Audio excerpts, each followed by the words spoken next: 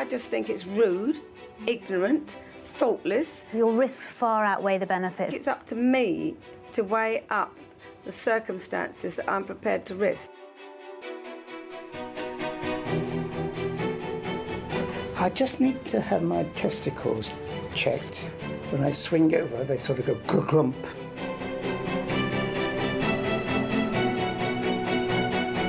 Oh.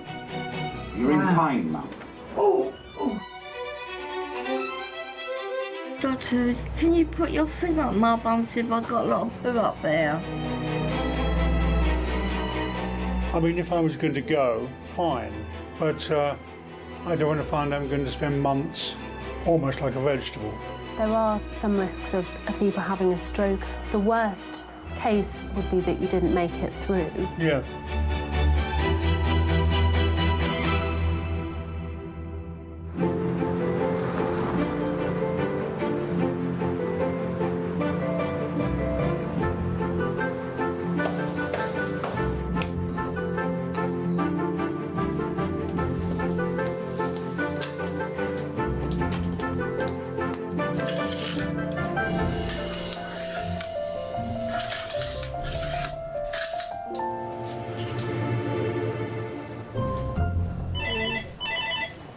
Good morning, Putney Mead, how can I help?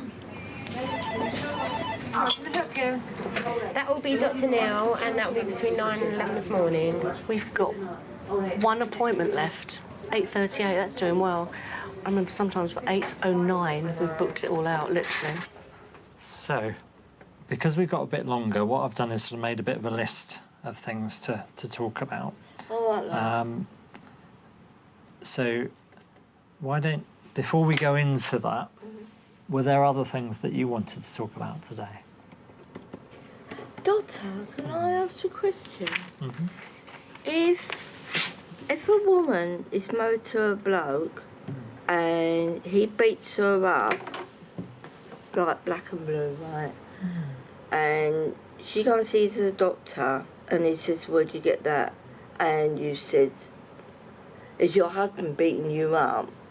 And the mother, turns around and says to the doctor, yes. Can the doctors do something about it? Why did you ask that? Can they do that, doctor? I know everything's changed now. What makes you ask about that now? No, it's... I wanted to ask you. Well, of course, we could always help. I wanted to ask you, didn't I, Richard? Yeah, because we was I like that trial and retribution. Oh, it's like... It's always like this, Doctor. A man shouldn't hit a woman and a woman shouldn't hit a man. See, so... No, we never done nothing, nothing's done nothing like that at home. No. The staff have been very good. Yeah, okay. Anyway. But you two are all right? Yeah, fine. Yeah. And you said you was going to mention the doctor earlier about your bum. Every time when I eat something, it goes right through my stomach. It gives me diarrhea. And my bum has been very sore. I've been wiping it, but it's been very itchy. Okay. And when I go, I pass wind in my bum. Yeah. What about pain in your tummy? Are you getting anything? No. Does your tummy get bigger, have you noticed?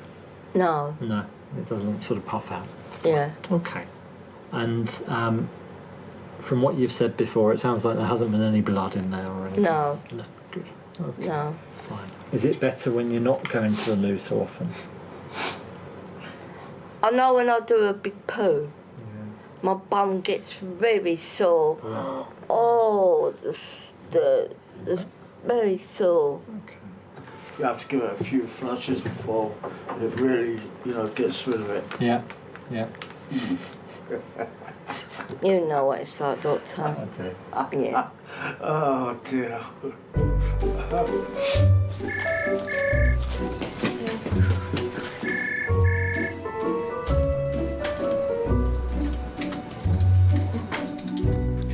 Hello. Good morning. How are you? Not good, not good. Oh. I had the worst cough and cold I've ever had in my life. Did you? I had paroxysms of coughing every few seconds. In the end, I had to just hold my mouth shut and just cough internally. because it was tearing my lungs apart. It's a cough that comes from down here. It's not a light cough. It's really a hacking cough. Right. I call it my graveyard cough. You see, it's very difficult for me, and I don't really expect you to believe this, but the work I'm engaged in, there's a lot of occupational hazard. What is it you do? I'm working in a healing ministry, it's Christian healing ministry, and of course it overlaps a bit with what we call the deliverance ministry. People will go off on tangents often when they're talking about their problems, and actually it's not really, not all of it is very relevant to that particular problem. Although they may think it is very relevant, it doesn't help us diagnose, we make a diagnostic decision really about what the problem is. When you go into the enemy's territory, he doesn't like it. And the devil is extremely clever at coming in under disguise. I mean, this morning, I just suddenly felt so ill. And then I thought, oh, this is just his back to his tricks again. And I find that it's what I call an attack from the other side. It's not a genuine thing. Right, well, with regards to your cough, I'm just wondering what the next step should be. I didn't really address it. It was one of those moments where you just think, well, that's a bit, I don't know where I'm going to go with that. Sometimes one of the medications can cause your ankles to swell, yes, and one of them can cause a cough, so I'm a bit reluctant to increase any unless we need to. Yeah. Now, I think the sensible thing would be to check your blood pressure again in a couple of weeks, and then we can make a decision. Yeah. Okay. Well, thank you very much. Good morning, Putney Mead. Rachel speaking. My stomach's growling already. It just went... Can you get me some peanut biscuits and a packet of McCoys or something, please? Thanks. Bye. Oh, is it one of your homemade concoctions? Well, me and my mum made it. Oh, what's a big bit? Come in, have a seat. Nice to see you again. Yeah, how are you? Yeah, good. Yeah, well, yeah. I really just want to renew my medication, really, and yeah. But I've got a bit, I must admit, Dr. Unveiling, could you help me out with something to sleep, please? Because I think I'm sort of, I know my brain would just want to let me sleep, you know what I mean? Okay. I was sort of coming a bit insomniac and only getting sort of a couple of hours, you know what I mean? Okay, why do you think you're not sleeping? My brain just won't let me, you know what I mean? There's too much going on, like, I'm trying to close my eyes and I'm not happy, you know what I mean? No. Anything in particular going on in it that you think might be stopping you from sleeping? Is there anything upsetting you or stressing you? Probably, yeah. Okay, and what do you think those things are? I can't put a finger on it, you know what I mean? Can we just check you over a bit? Is that all right? Yeah, sure. All right, okay. Just want to take your jacket off for me.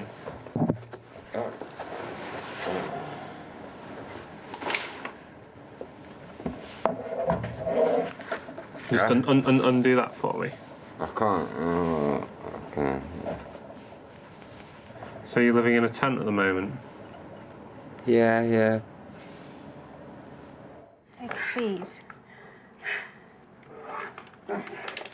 Yeah, the reason I come to see you is out of the blue, they stopped my climber valve. Right. Now, I knew nothing about it was stopped because I should have seen someone in March. Nobody told me I should see someone in March with this electronic stuff. How do you know? But the pharmacist should be relaying anything that we pass on, so that it's because it's a new thing. I think there will be some hiccups. So I'm really sorry if it hasn't worked out for you. But then I've also been attending this surgery more than any time in my life, probably, and I just think it's rude, ignorant, thoughtless to actually stop something without even telling me. It was stopped in June. But you see, because I only take one every other day, Dr. Andrews, I wouldn't have ordered them since then. That's absolutely fine. But as responsible prescribers, we have to know that you've understood the risks of being on HRT at this stage in your life, and we have to document that. So, you know, your risks far outweigh the benefits at this stage when you've been on it for this long, and that's what all the research is saying and continues to say. So I think it's really just so that we can be sure that you understand that staying on it increases your risk of breast cancer, increases your cardiac risk. There are other, you know, it does carry risks with it. But so, I think it's up to me to weigh up the circumstances that I'm prepared to risk. It is entirely up to you, and our job is to be absolutely certain that we just keep reminding you what those risks are, because that's what our job is. So it is entirely up to you. I entirely agree with you, but that's what that's about. That's what's happened. So Well, if I'm I can told, reinstate it. Yeah. So I'm not going to put this in your Dosset box in that case. Right. But I'm going. Oh, that's right. Yeah, exactly. Just leave it to me to order it. Excellent. Good. Anyway, lovely to have met you. And you. Dr. I'm glad we Andrews. managed to sort that out this Well, I am, afternoon. because I came in here absolutely. I had steam coming out of my ears. I really did. And said that I was going to sit downstairs and sing "I Will Not Be Moved" until I saw somebody. She means it.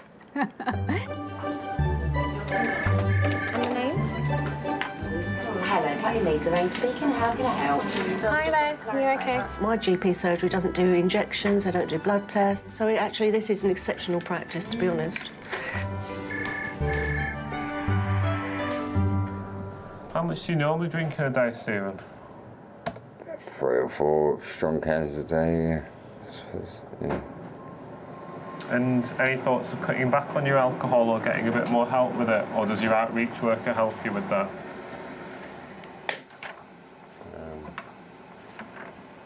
Yeah, well, it is from a drug and alcohol organisation, yeah, sure. Have you got your outreach worker's number? Yeah, I have. Can I have it? Yeah. Yeah, his name's Charlie. Sorry, mate. No, do you want me to do it? Yeah, if you can. Yeah. Yeah, do you think you can do it? Oh, someone's right. Oh. That's him. Yeah. Is that Charlie? Yeah. Can I talk to him? All right, Charlie. I can speak to him, actually. Okay, no problem. I can speak to him, actually. Yeah, sorry, I'm with my doctor. He'd like to talk to you. Oh, yeah, okay. Yeah, I'm here now. Right, okay. There you go. Hi, is that Charlie? Charlie, hi, I'm Dr. Buveja. Stephen's just turned up to see me today. I was actually just asking him to get me your number. I'm sure you might be a bit busy at the moment. Do you mind if I give you a ring maybe in the next couple of days? Is that all right? Oh, that's fine. Yeah. Give me a call tomorrow. Yeah. Cheers, Charlie. Bye. Bye. Is it all right if I talk to Charlie about it? Yeah, of course. Yeah. All right. I think today you seem a little bit like as if you might have had quite a lot to drink. I've had a bit to drink. Yeah? Okay. Will you make an appointment to see me in about a week? Is that all right? Okay. And maybe next time just come with a little bit less alcohol on board, if that's all right. Just so that I can understand you, really. And that we're not jumping around. Is that all right? I know where you're coming from. Right. Thanks very much. All right. Cheers. All right. All right.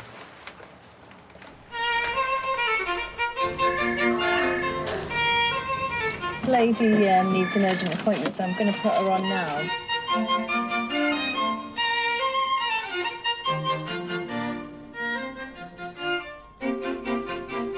Doctor, just do me a favour. Can you put your finger up my bum, see if I've got a lot of poo up there? Well, I think it'd be helpful, actually. Yeah, let's do that. Just relax, Teresa. Well done.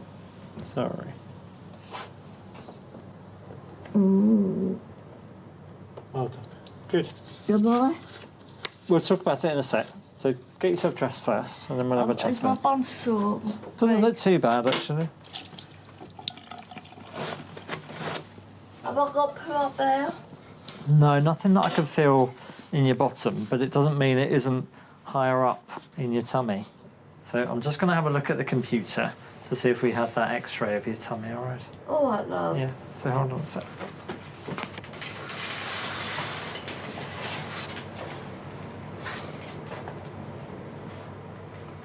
No.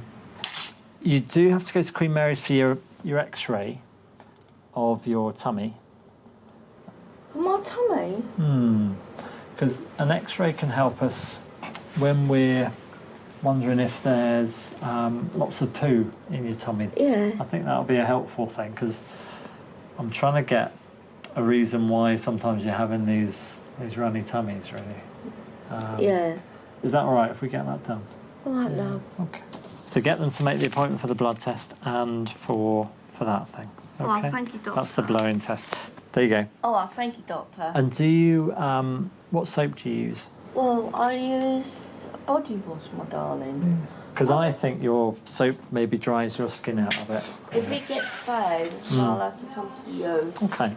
Sure, I like your jacket, by the way. Thank you very much. It's nice, isn't it? Richard, leave Dr. Ernest flowers alone. Okay. All right then. I'll see you soon. All right, Doctor. See Take ya. care, Richard. Bye. Bye-bye.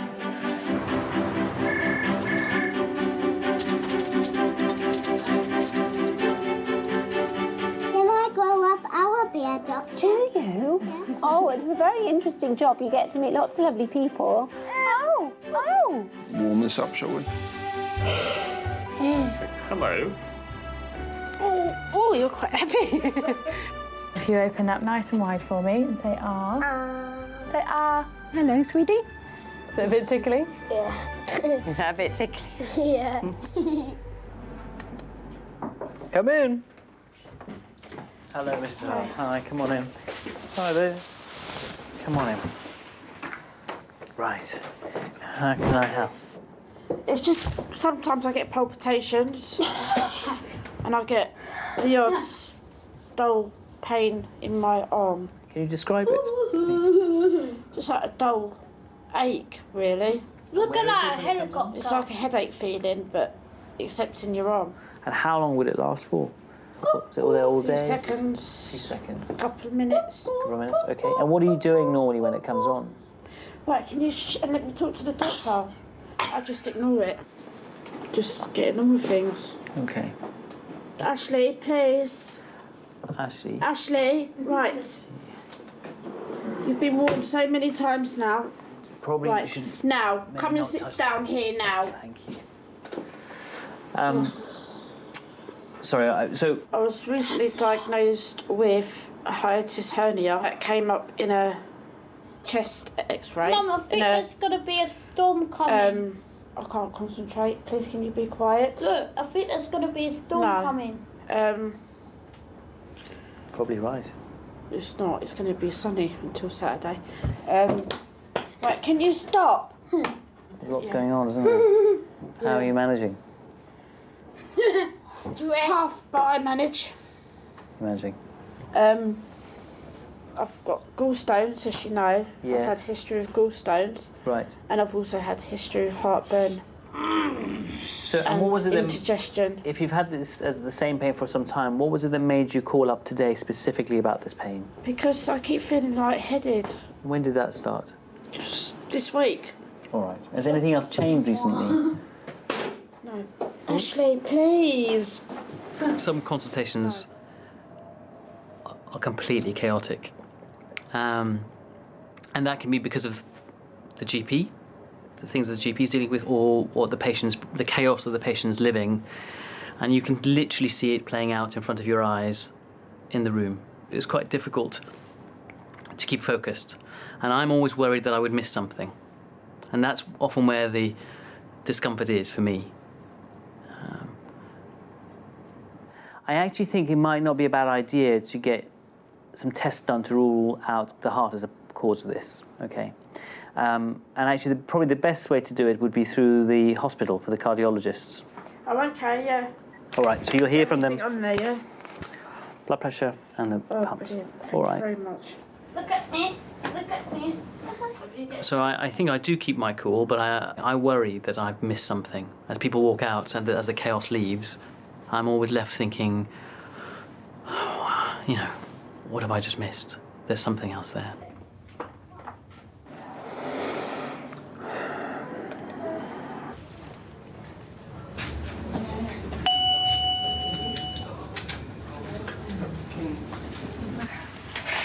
Hello. Is it Mr. Morris? Yes. Hello, I'm Dr. Ernie. Yes, good morning. I usually see Dr. Andrews, Yes, a I good saw relationship, but this is a man thing. Okay. It's not a matter of embarrassment. It's just that that's fine. she doesn't have a penis and you do. Okay. I just need to have my testicles checked. They feel swollen. Okay. They feel heavy. So I noticed it 2 or 3 weeks ago during warm nights when I sleep naked. When I swing over, they sort of go clump. Okay. You know. Yeah.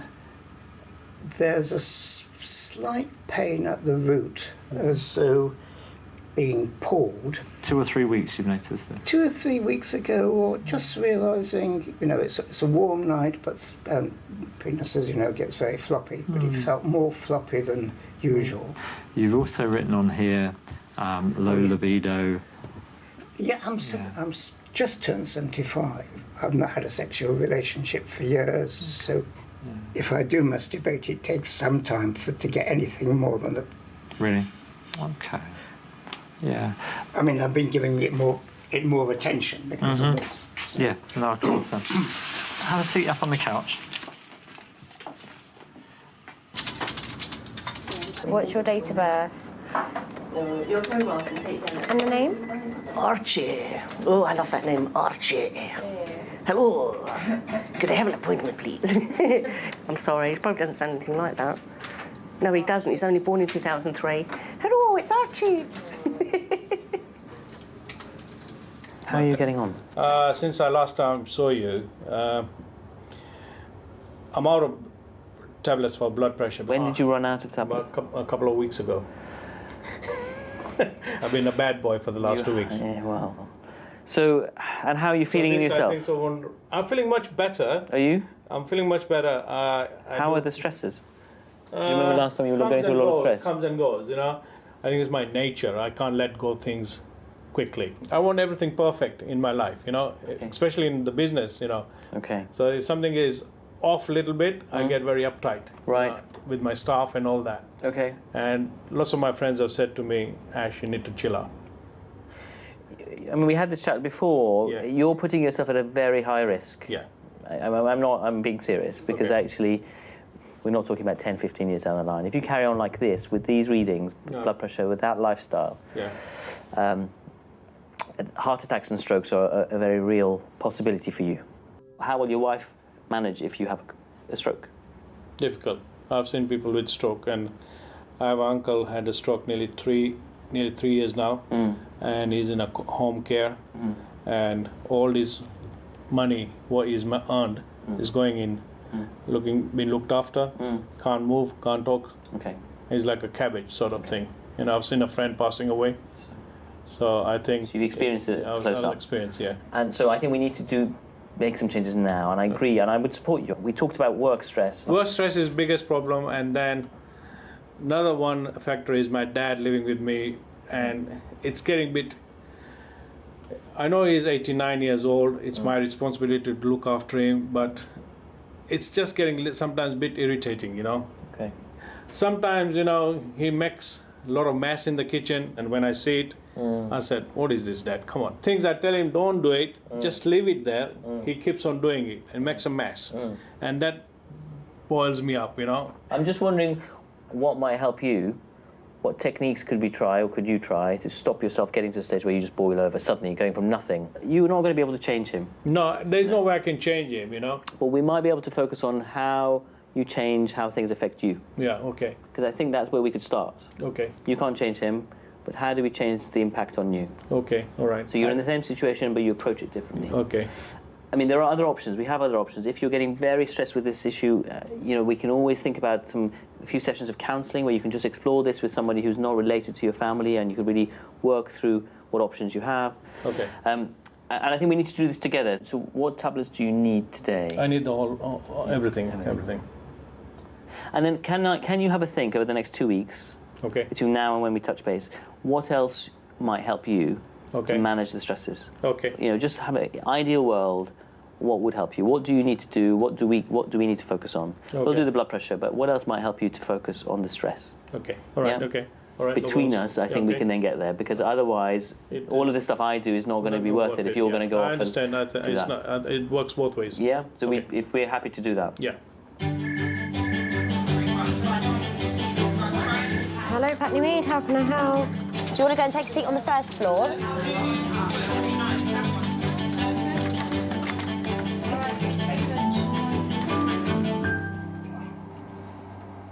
Mr. Ackerman. Doctor, how are you?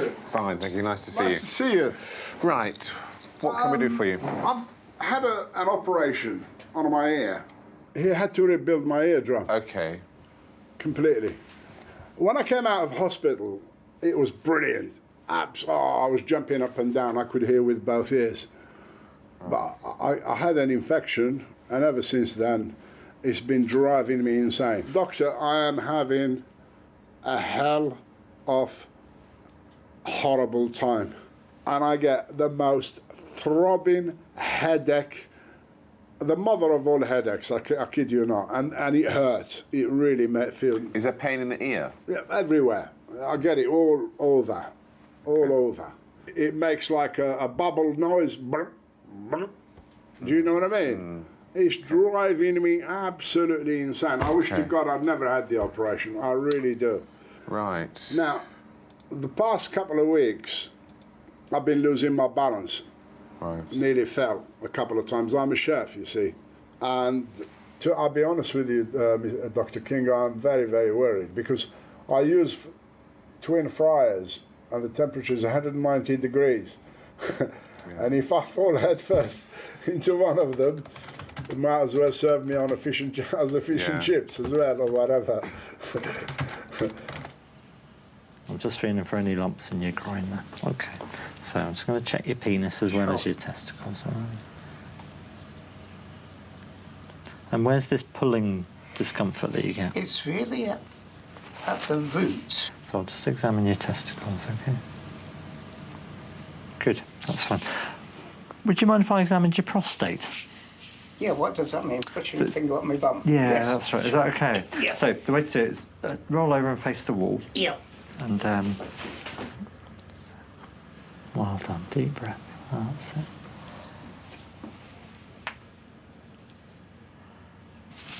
That's fine. Why don't you pull up your trousers and come and have a seat and we'll talk it all through.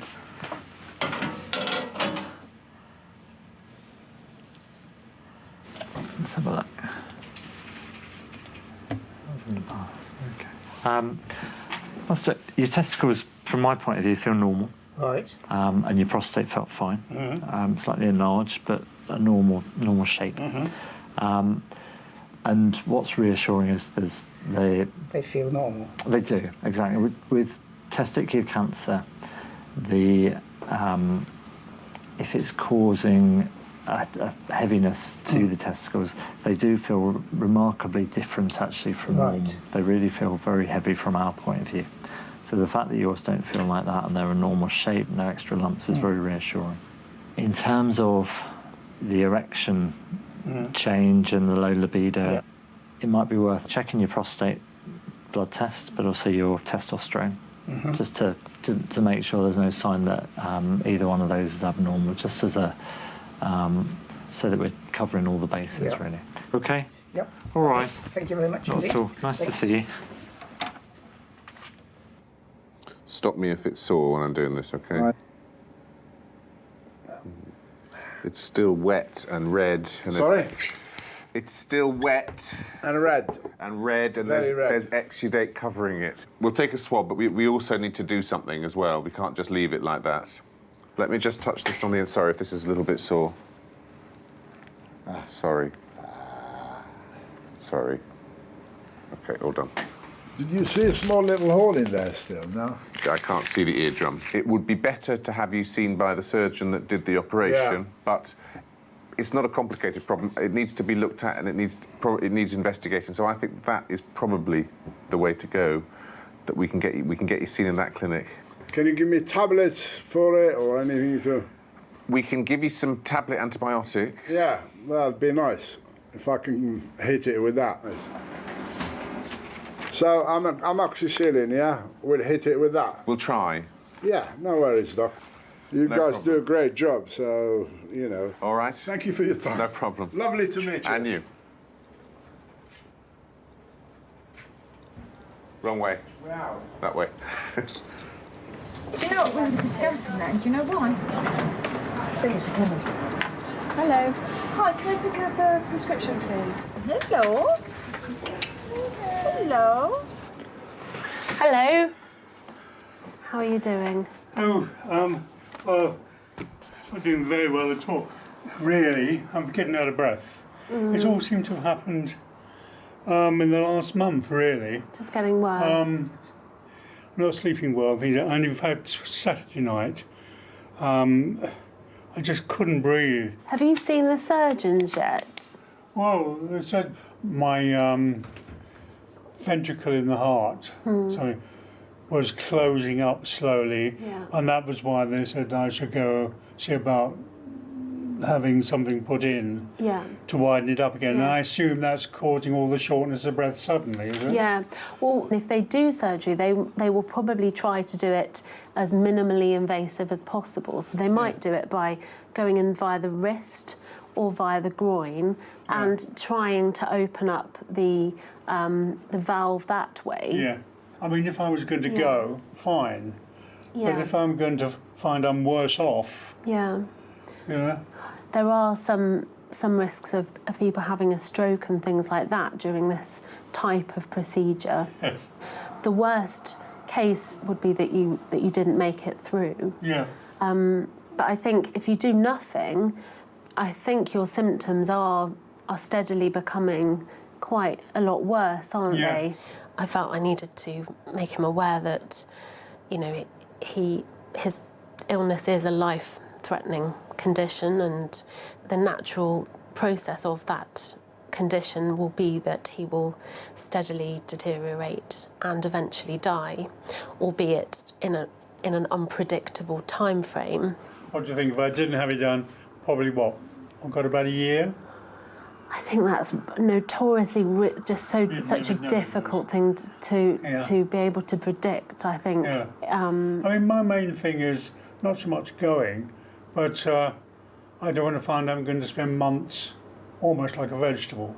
Doctors most certainly should not always intervene to save a patient's life through treatment. It completely depends on the individual situation and the individual patient, of course. In medicine, we always try to do good and not do harm.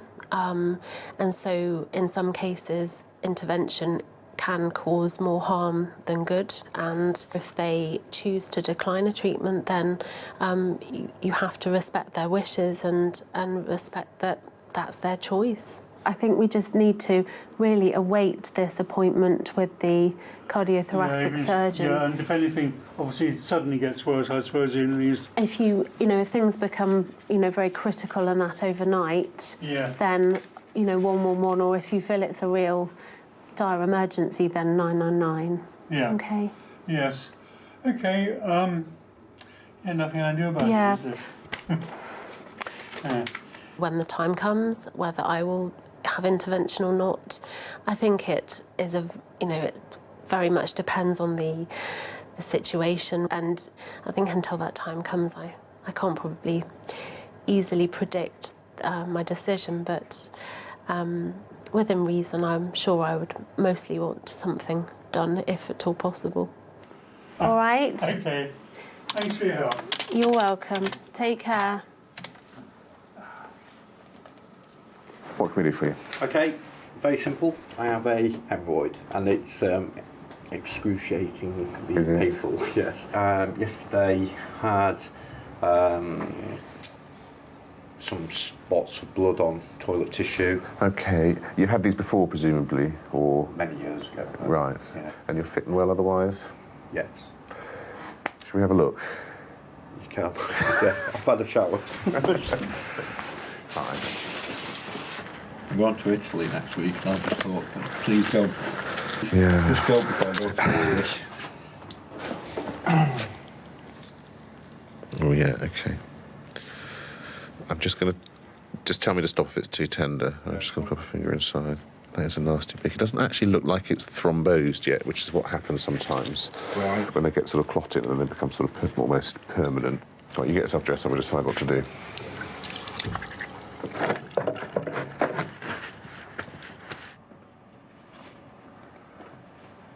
Now, when are you going away? Tuesday. there is a sort of rapid access, or sort of piles clinic, for want of a better word, that runs at St George's, but it's on a Thursday, as far as I remember. I'll be gone. Be gone. Yeah. Yeah, I'm going to, we're going to southern Italy, Bari, do you know it? I don't know. Sounds nice though. And whilst we're there, I'm proposing, so we shall see. So you really want these under control, don't you? Is it all planned then? Have you got a? Yeah, bought the ring. I thought I'd just go for a nice stroll across the beach and then just go down on one knee as the sun's coming down and see if it all goes well. And if it doesn't, she's going in the sea. Okay, so I think the thing to do really at this point is to treat it as much as you can. Okay. Now, it's on the sort of anal verge, so it's partly in, partly out, and as far as I can examine, there was a suggestion of some little ones slightly higher up as well. Right. So what I will give you is some suppositories. Yep. And some ointment as well. Okay. So what do I do with the suppositories? Just push them off? Delightful. Right, okay. All right. Yep, thank well, you. I hope it settles down. Okay, all right. Okay. Bye now. Have a good day. And you.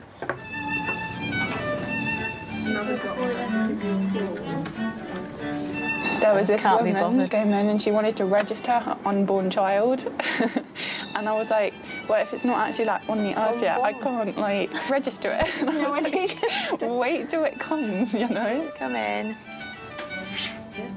Come and have a seat. Okay. So you've had a rough few days, haven't you? Yeah. What does the pain feel like to you? As if I've been beaten. Really? What about when you lay down? You can't lay down. I can't 'cause lay of the down on pain. my back. I can't put my back down. Do you want to take your jacket off? Yeah.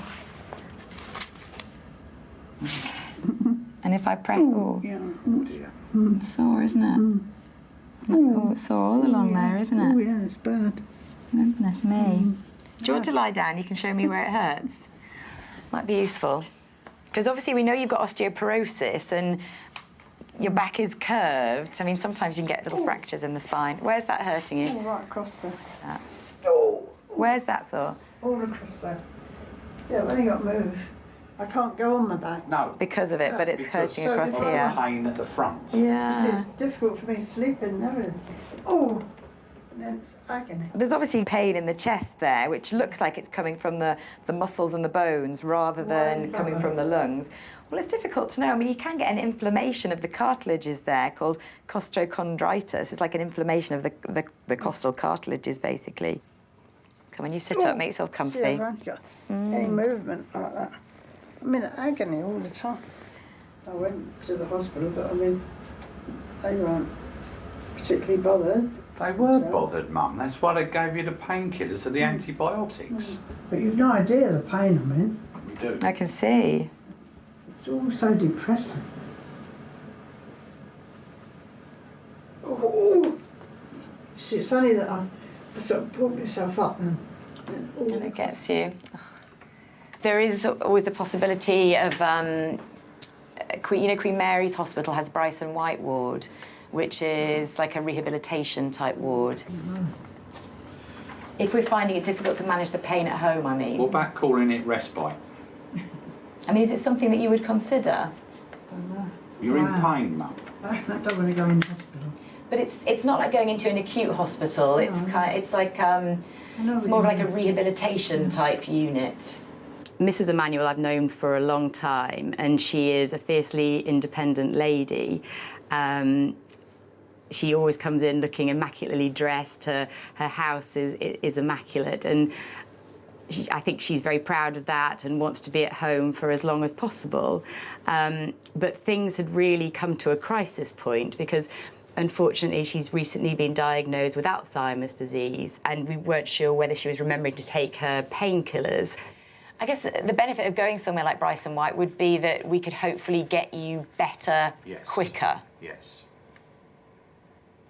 Should I make some enquiries anyway? Make some inquiries. Yeah? I don't really want to. I want to stay in my own home. But, Mum, you need assistance. You do need some Need some help. help. At the moment, you need some help.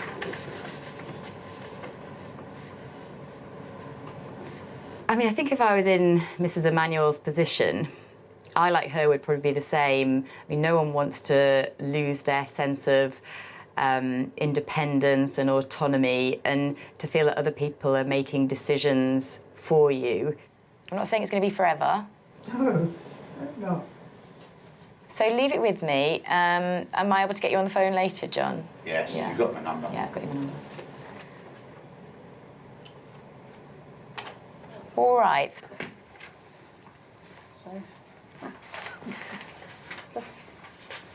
All right, do you want a hand? Any movement? Got it. There we go. Okay. See you later. Okay, see you later.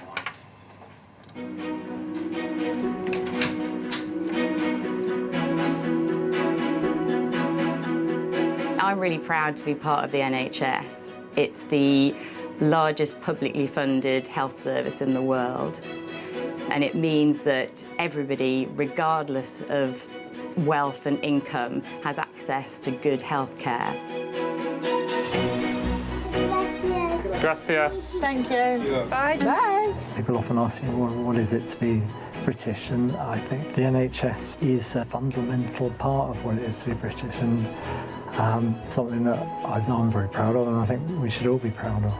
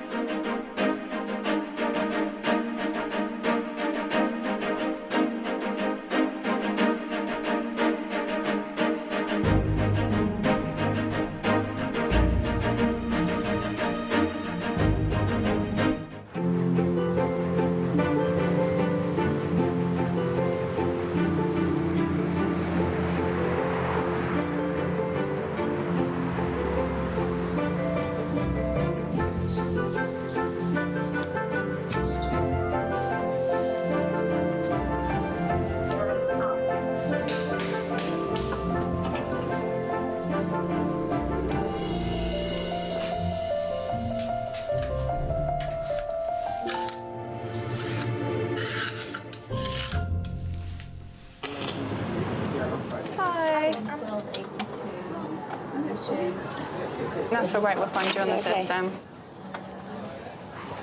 How can I help? I've developed a rash. Right. Pretty much all over my body. Right. So this happened on Monday night, was the first time I noticed it. Okay. I'll let you look at it, but Yeah. it looks a bit like chicken pox. Okay. But it's not chicken pox, I'm pretty sure, because I've Mm. had that. Right. But it's very much like... So let's just have a look. So it's quite flat to the skin, but it's not itching. Yeah, it's not itching. And did it all just come up, or did you Yeah. start with one spot? No, it all came up. It all just came up and it's not itching you at all? The first time I spotted it was Monday night when I was going to bed. So I've been taking antihistamines for a couple of days. That's not helped It's at got neither all. worse nor better. It's No. just, And also, so if it was allergy, you'd expect, A, it would improve with antihistamines, or B, it would be very itchy, but it's not Yeah. itchy. Infection-wise, you don't have a fever, you feel well, you've not had a sore throat recently, No. or any infection like that at all. I might see if I can pick the brains of Dr. Mackenzie next door, Sure, who's our yeah. skin guy. Yeah. Do you mind if I just quickly see if he's Absolutely. around? I won't be a second. Can I just really quickly pick your brains? excuse me for that. Right, so there's a gentleman here with this is Dr. Mackenzie, Hello there. Hi. with a 5-day history of a rash. Mhm. Started on Monday. It's not been itchy in any way. It's not responded to any antihistamines at all. And you're not on any medications? No. No. Didn't start as one batch. I thought I asked that. Came Monday night, took my clothes off to get ready for bed, and I was covered in it. Right. You know, they're all sort of leaf-shaped. Yeah. One has to ask the question, no risky behaviours? Absolutely not. Good. There you go. Adults with a rash, you got to think of that. Yeah. He's been well in himself. He hasn't had a fever, no preceding sore throat or anything like that. I reckon that's pityriasis rosea. Yeah. That's a classic sort of sign there. What, they're scaling? Yeah, the sort of scaling. I reckon that's what it is. So it normally take 10 to 12 weeks before it's sort of completely gone. Okay. You know, no creams will really make it better. Okay. Brilliant, thank you. Okay, Do you want me to print you off a little information leaflet? Yeah, that'd be helpful, yeah. Yeah, the rash, there's a nice photo of it here. That's probably That looks very similar. quite similar, isn't it? Not contagious, so won't spread to other people. And so just expect it to kind of disappear over the next number of weeks. Yeah, 2 to 10 weeks, but can last as long as 5 months. But hopefully it will be sooner than that. Don't plan to go on any beaches between them. No, just cover it over. I swallow. Do you know how many put tablets? a note in your car? 13 a day. Really? And it's driving me potty. Oh, that's a lot, isn't it? Yeah. My cat licks me because it's salt and it makes his fur soft. Oh, really? He's a Persian. I think once I go to just having to do the Wednesday one, it's fine. It'll be all right. Yeah. Come in. Hi. Hi. Charlotte, is that Yeah. right? Hi, I'm Dr. Rose. Nice to meet you. Hi. This is Laura. She's a healthcare assistant who gives us a hand. So... Time for the coil. You're looking forward to it. Dreading it. Yeah. I know it hurts. Because you've had it done before, haven't you? Yeah. You're keen to do the same thing again. Yeah, although it hurts for the first...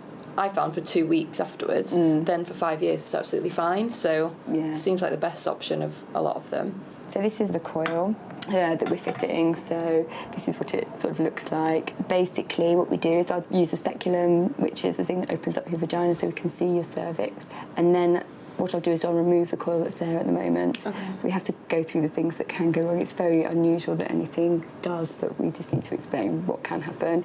No contraception is 100%. There's a tiny risk of pregnancy. If you were to get pregnant, then the pregnancy is more likely to be in the tubes rather than in the womb. Someone told me their friend was born with their friend's baby was born with a coil on their head. Yeah, it does happen. I've heard of The worst thing that can happen to me as a doctor during a coil procedure is if somebody faints. This isn't uncommon because when we're fitting the coil,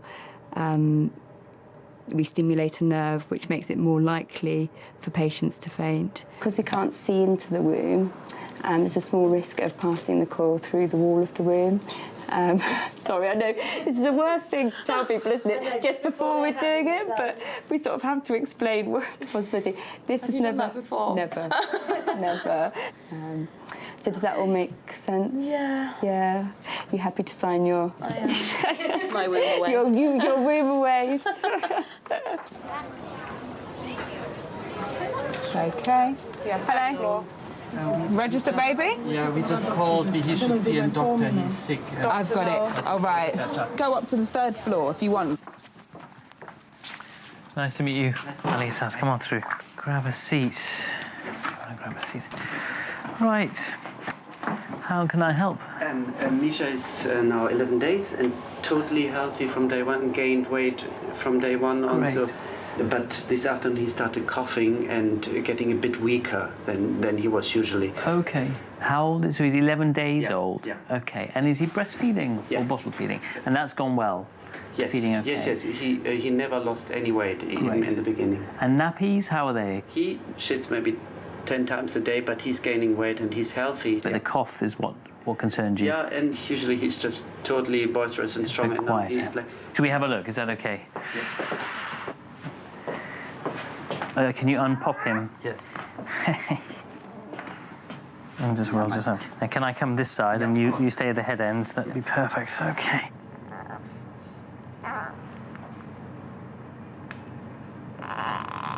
We thought he has a slight temperature, nothing big, but... Okay. Let me have a listen before he starts crying. Because it's not...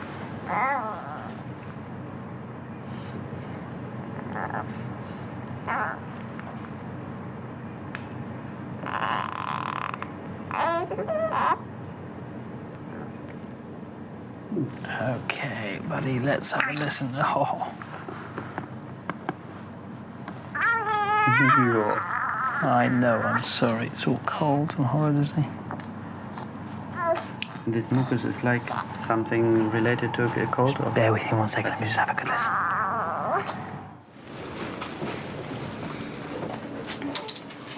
You all right? Come on, ladies, I can do this. You'll be fine. Come on, Mr. Coyle.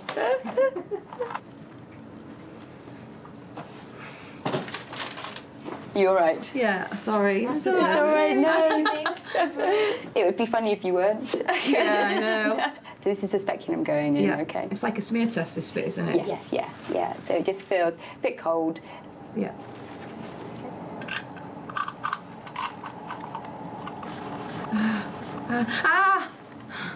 You're doing really well. Okay. Sorry, do you mind if I hold you? No, of course you can. Are you all right? Yeah. You'll be fine. You okay? Yeah. So we're going to take the coil out, okay? Is it a nice big cough for me? Cough. Okay. We go. Is it out? Yeah, Yep. that's out. You all right? Hurts quite a lot, sorry. Okay. Is it easing off? It's not what it was like when you got that sharp. It's still quite sharp, but it's not as bad. It's kind of coming in a wave now. Yeah. It's still there. Is that normal? Yeah. So this is the coil going in now, okay? You all right? Is it in? Yep. You've done really well. I know I haven't. You have. You've done amazingly. I was practically crying. I think that's amazing. I think it was the thought of it. Hooray, 5 years. Yeah. You don't have to worry about it. Thank Just sit you for there holding for a my hand. moment. That's all right. That's what I'm here for. Do you feel all right? Yeah. The whole going into the knife sort of thing. Yeah. I couldn't Like do it. people who want cosmetic surgery, like who are willing to put themselves like. Just like, yeah, just needle me, just chop me open. I don't care. There's no point. It's like my boobs are good as they are. It's exciting.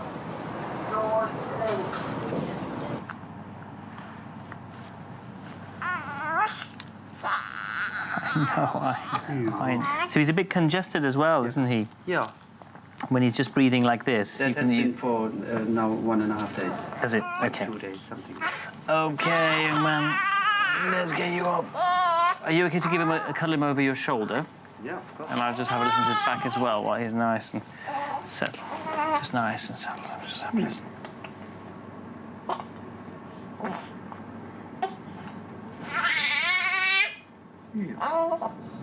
Haven't lost all your strength.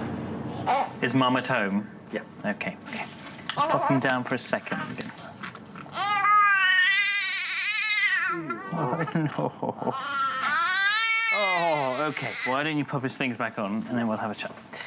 He certainly sounds congested when you do listen to him. But actually, when you listen to his lungs, his lungs sound clear. Good. So there's no sign at the moment of any infection on his lungs, and his heart rate is not much higher than it should be for his age. So I think sometimes when you have a lot of mucus at this age, because everything isn't as developed, it's difficult to clear it. Yeah. I think some of the things that might help with that is that, so generally steamy environments, I think would be useful. Some moisture in the air. We have a thing like that. We put it around in the bedroom. Perfect. That will be useful. And you can get. I mean, there's very little at the moment for. Saline sprays, but you can get sprays for the nose that helps from the pharmacy that help clear some of when it's very sticky. They have that down here? Yeah, downstairs we'll have that. So let's try the humidity. Let's see how this settles in the next few days. You need to keep a close eye because of his age. They can suddenly change, as you know. So if you find that actually you're struggling with feeding, the nappies are not as wet as they were. Yeah. Or he's still not as alert, or things are not improving. Or if you look at his chest and you see that his ribs, he's pulling in his ribs, or at the base of the throat, he's pulling it in when he's breathing, that's a sign that he's working too hard with his breathing. And that's a sign that you should get somebody to see him, even if it's in the middle of the night. Thank you very much. Not at all. You're right to get him seen, yeah. Thank you so much. No problem, he's nice and alert now. Okay. All right, Bye-bye. Take care now. Bye-bye.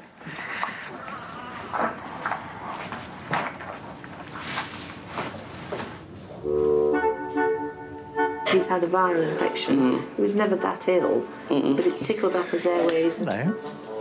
Who's this? Oh, hello. Are you ready? Oh, good girl. So you noticed those spots first yesterday, but there's a few more today. Yeah, and they seem brighter. Sometimes with skin rashes, it could be due to an allergy. Has anything changed at home? Any pets? No? Or any... Can't smell it yet. Can't smell it yet. Meningitis is basically bleeding under the skin. So when you wipe a finger over it or put a glass on it, it doesn't disappear. Don't worry about any of that, okay?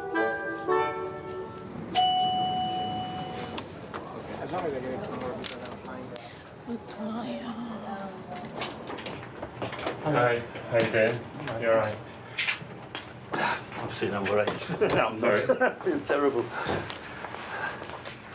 I've got a deaf in one ear for start. Okay. Which I don't know why. I'm getting a noise there all the time, and I can't hear a damn thing. It's driving me bonkers. One thing that I was quite keen to do, remember last time you had that cyst? Oh yeah, got Just that. wanted to have a wee look at that if that's Well, all the antibiotics seem to have worked, and it's got like a crust on now. Yeah, I think we'll have to see what becomes of that, really. That infection has settled down and that there's no real mole there anymore or anything. If it was a mole, I must have caught it or something like that. Well, should we just see how it goes? We'll keep an eye. I'll keep it. Well, I mean, keep an eye. We're going to be meeting anyway, aren't we? Okay. So we can just periodically review it. Okay. Yeah, sure. What else would you like to talk about today? Obviously, there's a lot going on, but I would like to get a consultation with a drink specialist to get me off the booze because I am seriously concerned. Yeah. Because I'm getting home now. I'm depressed. Yeah. I'm not suicidal. Don't get me wrong, but I just start drinking, and I can't actually just say I'll have two and stop. Yeah. Once I've had two, that's it. Boom. You know. I don't know what the answer is. You know. Yeah. I really don't. I know it's not doing me any good at all. Yeah.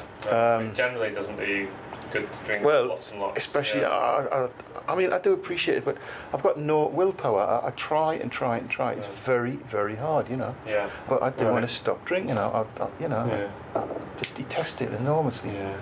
Dropped a line to that alcohol liaison. You haven't heard from them yet. I was hoping you might have heard from them. Not a sausage, nothing. I'm being honest. I cannot stop. It's as simple as that. Yeah. Okay. Alcohol services. I'm going to write to them. Okay. Do you want me to give you their number as well so that you can? You could do, if you wouldn't mind. Yeah. So I'll find that for you in a sec. Okay. Okay. Do you want to catch up with me in a couple of weeks? Should I make an appointment or should I just give you a ring? Talk on the phone if you want next time. Save you a trip down. Okay. Yeah. And then we can see if there's anything that you feel you need to go see, and I can stick you in for an appointment. Fine. All right. Thanks very much. No worries. Take care. All right. I'll see what I can do about the Yeah. All right. Look after yourself. All right. Cheers. I referred him to drug and alcohol services quite some time ago now, and he was transferred to your team because he fell out of area, full stop. He's really desperate to cut down his drinking, and I would appreciate any support you could provide as soon as possible, full stop. Thank you for taking the time to see him, full stop.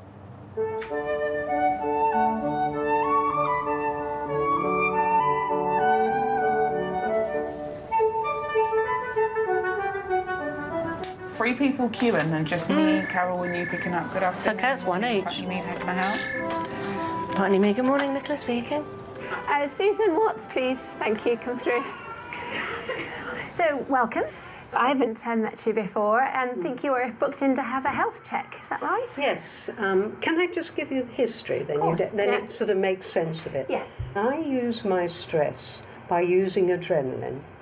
So I'm on overdrive the whole time. And my father shook, and when I do that, I don't shake. Yeah. But to eat a bowl of soup, it's impossible. And last weekend, could I stop my shakes? They're the worst they'd ever be. So I think it's a hereditary pattern. Yes, it can rather be. than it being dementia or anything. And Yeah. I think I'm just so stressed I can't walk in a straight line. Signing my name now, you would have thought it was a spider on the website. Okay. So probably because I don't want to go down the Parkinson's line, dementia line, I now put in a programme of exercising myself and walking much better. And I can't say in 3 weeks it's made much difference. Makes sense? It does make sense. It does make sense. But it's an unusual presentation, and Really? yeah. What are your concerns that you think these symptoms might be? I am concerned in case it's, I'm pretending it's not Parkinson's, but then I read the paper today seeing everybody's encouraged to go to their doctors and doctors get £50 for it. Oh, God, I've got... Yeah, it's in the Times. £55. So I'm very conscious. I put myself in a category that really I might not need to be there. I just need to relax. Well, I think you've done the right thing, so you're not just living with it.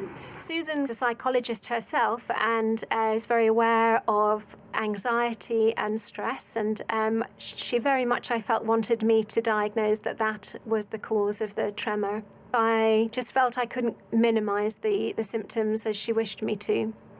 Okay, so let's do some coordination test.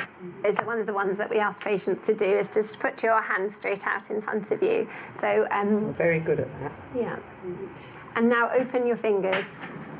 Can you close a bit? I mentioned that How do I get back to mine? the car was stuck in.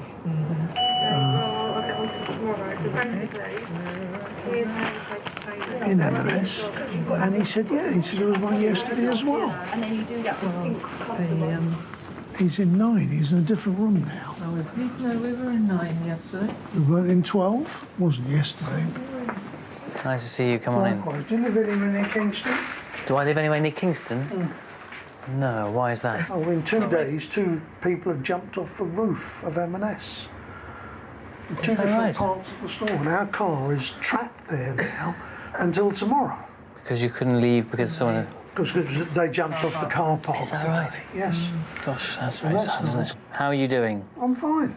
I'm fine. The blood part of the urine disappeared after 1 tablet. Did it? Yes. Okay. I still took all 6. Great. So no more bleeding in the urine? No. Any more clots? No. Nothing like that? No. You were going to see the urologist, Yes. is that right? Had So you seen the urologist? Yes, so did you want to see us today to report how things to you gone? how it Yeah. all went? Certainly. They reckon they'll get something to you within 48 hours. Okay. But hot off the press, you can have it from us. What did they say today? I've got stage 1 Okay. bladder cancer of an aggressive type. When they biopsied all the crap they'd taken out, they found that the cells were would have been of an aggressive nature. Right. No evidence of it in the muscle wall. Great. And that's it, really. I'm very lucky, primarily because of you insisting on these constant samples and then taking it that bit further. When you do pick up a cancer, it's very rewarding because it can have a big impact. It has a huge impact on people's lives, and most bladder cancers, thankfully, are picked up very early, before they've had a chance to spread into the lining of the bladder. And therefore, the prognosis for most bladder cancers, thankfully, is very good. And how are you feeling about all of this? I mean, it's all kind of new stuff, isn't Wonderful. It's whatever it takes. Whatever it takes, yeah. Whatever, and I don't feel at all bad. I feel absolutely wonderful that I've got it, because I know I've got it.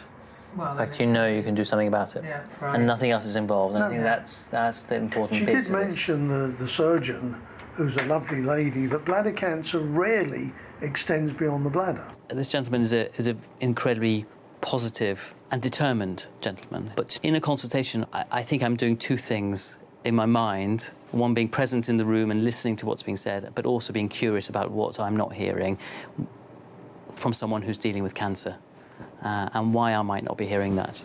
And that's as important for me. Okay, good. So you're feeling positive about it? I don't think I've ever felt particularly negative. No. Great. You've not noticed, have you?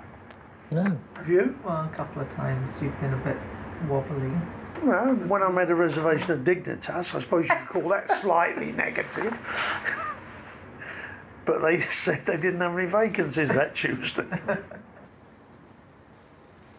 Will you do it when you stand in front of me? Put your fingers out, extend your arms and open your fingers a bit. And now could you close your eyes? Okay, I'm going to push the hands down and I want you to bring them back to the place that they're at. Now this time I want you to move between your nose and the tip of my finger as quick as you can. Good. Oh. Good. I want you to try and do that as quickly as you can. Quick, quick, quick, quick. And the other side.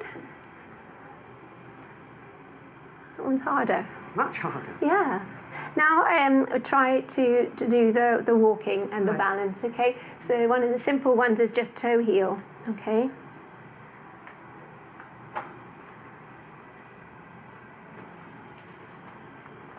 Well done, good effort. Okay, so if you could just write that underneath, that would be great, thank you.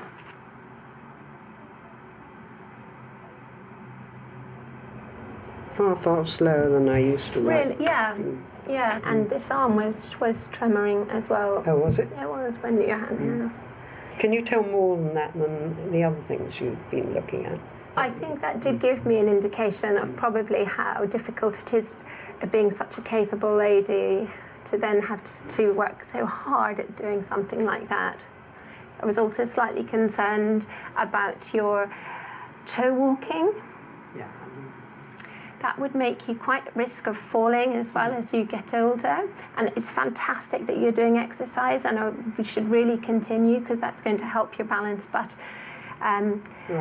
you would be more vulnerable for falling as you got older. I'm very conscious of walking now. I'm trying to keep a straight line. Yeah. I think I should refer you to see a neurologist. Right. I can't diagnose anything just straight off. Okay, neurologist here I come. Neurologist, here you go. I'm so glad you've come.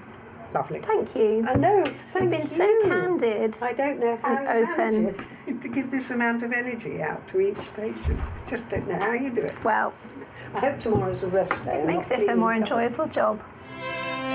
For some reason, I'm covered in a burning rash. Right, well, you're a little bit of a mystery. I have a hot shower and it goes away. It's weird, isn't it? You lost 2.5 kilos in 4 days. Yeah, that's a mystery. I keep getting these blood blisters. I mean, these are puzzling, I must say. Sometimes in medicine we can't say what specifically something is, but I can tell you what it isn't.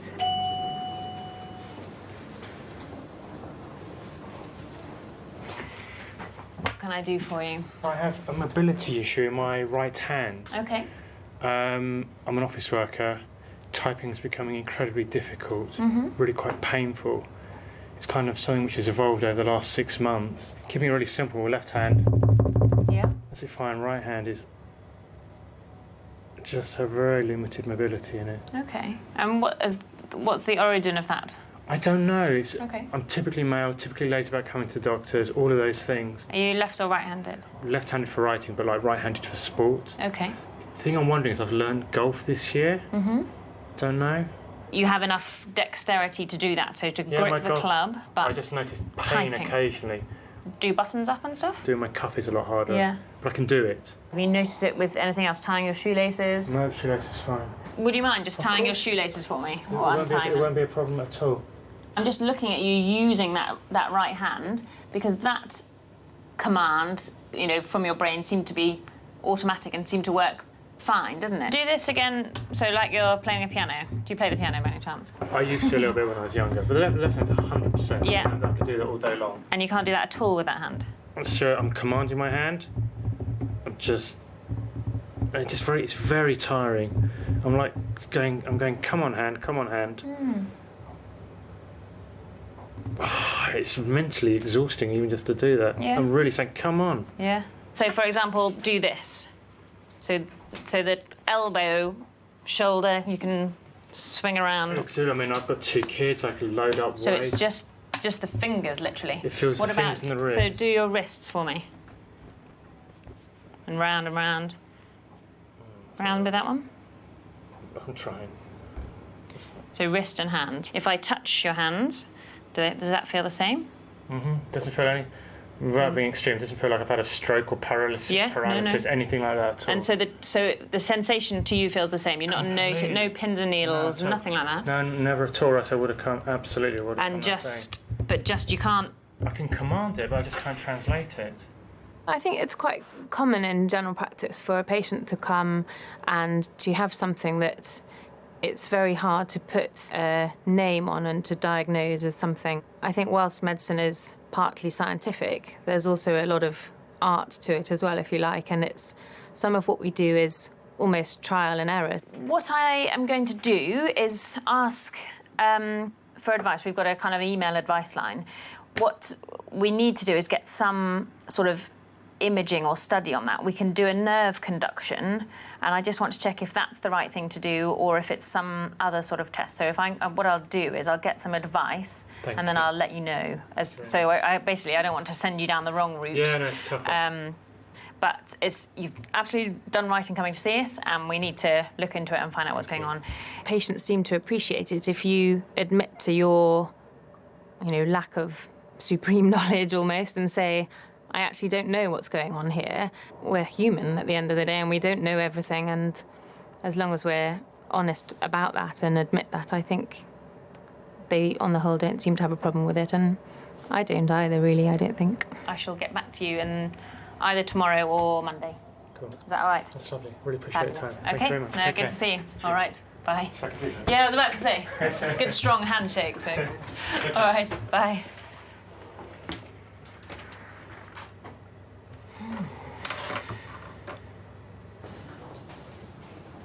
I've got 40 tasks. I've got none. All right, rub it in, why don't you? 40 tasks. I haven't. I've got none from today. I've got one. You heard one. It's because I don't delete them. That's how bad I am. I actually asked the patient to come in for.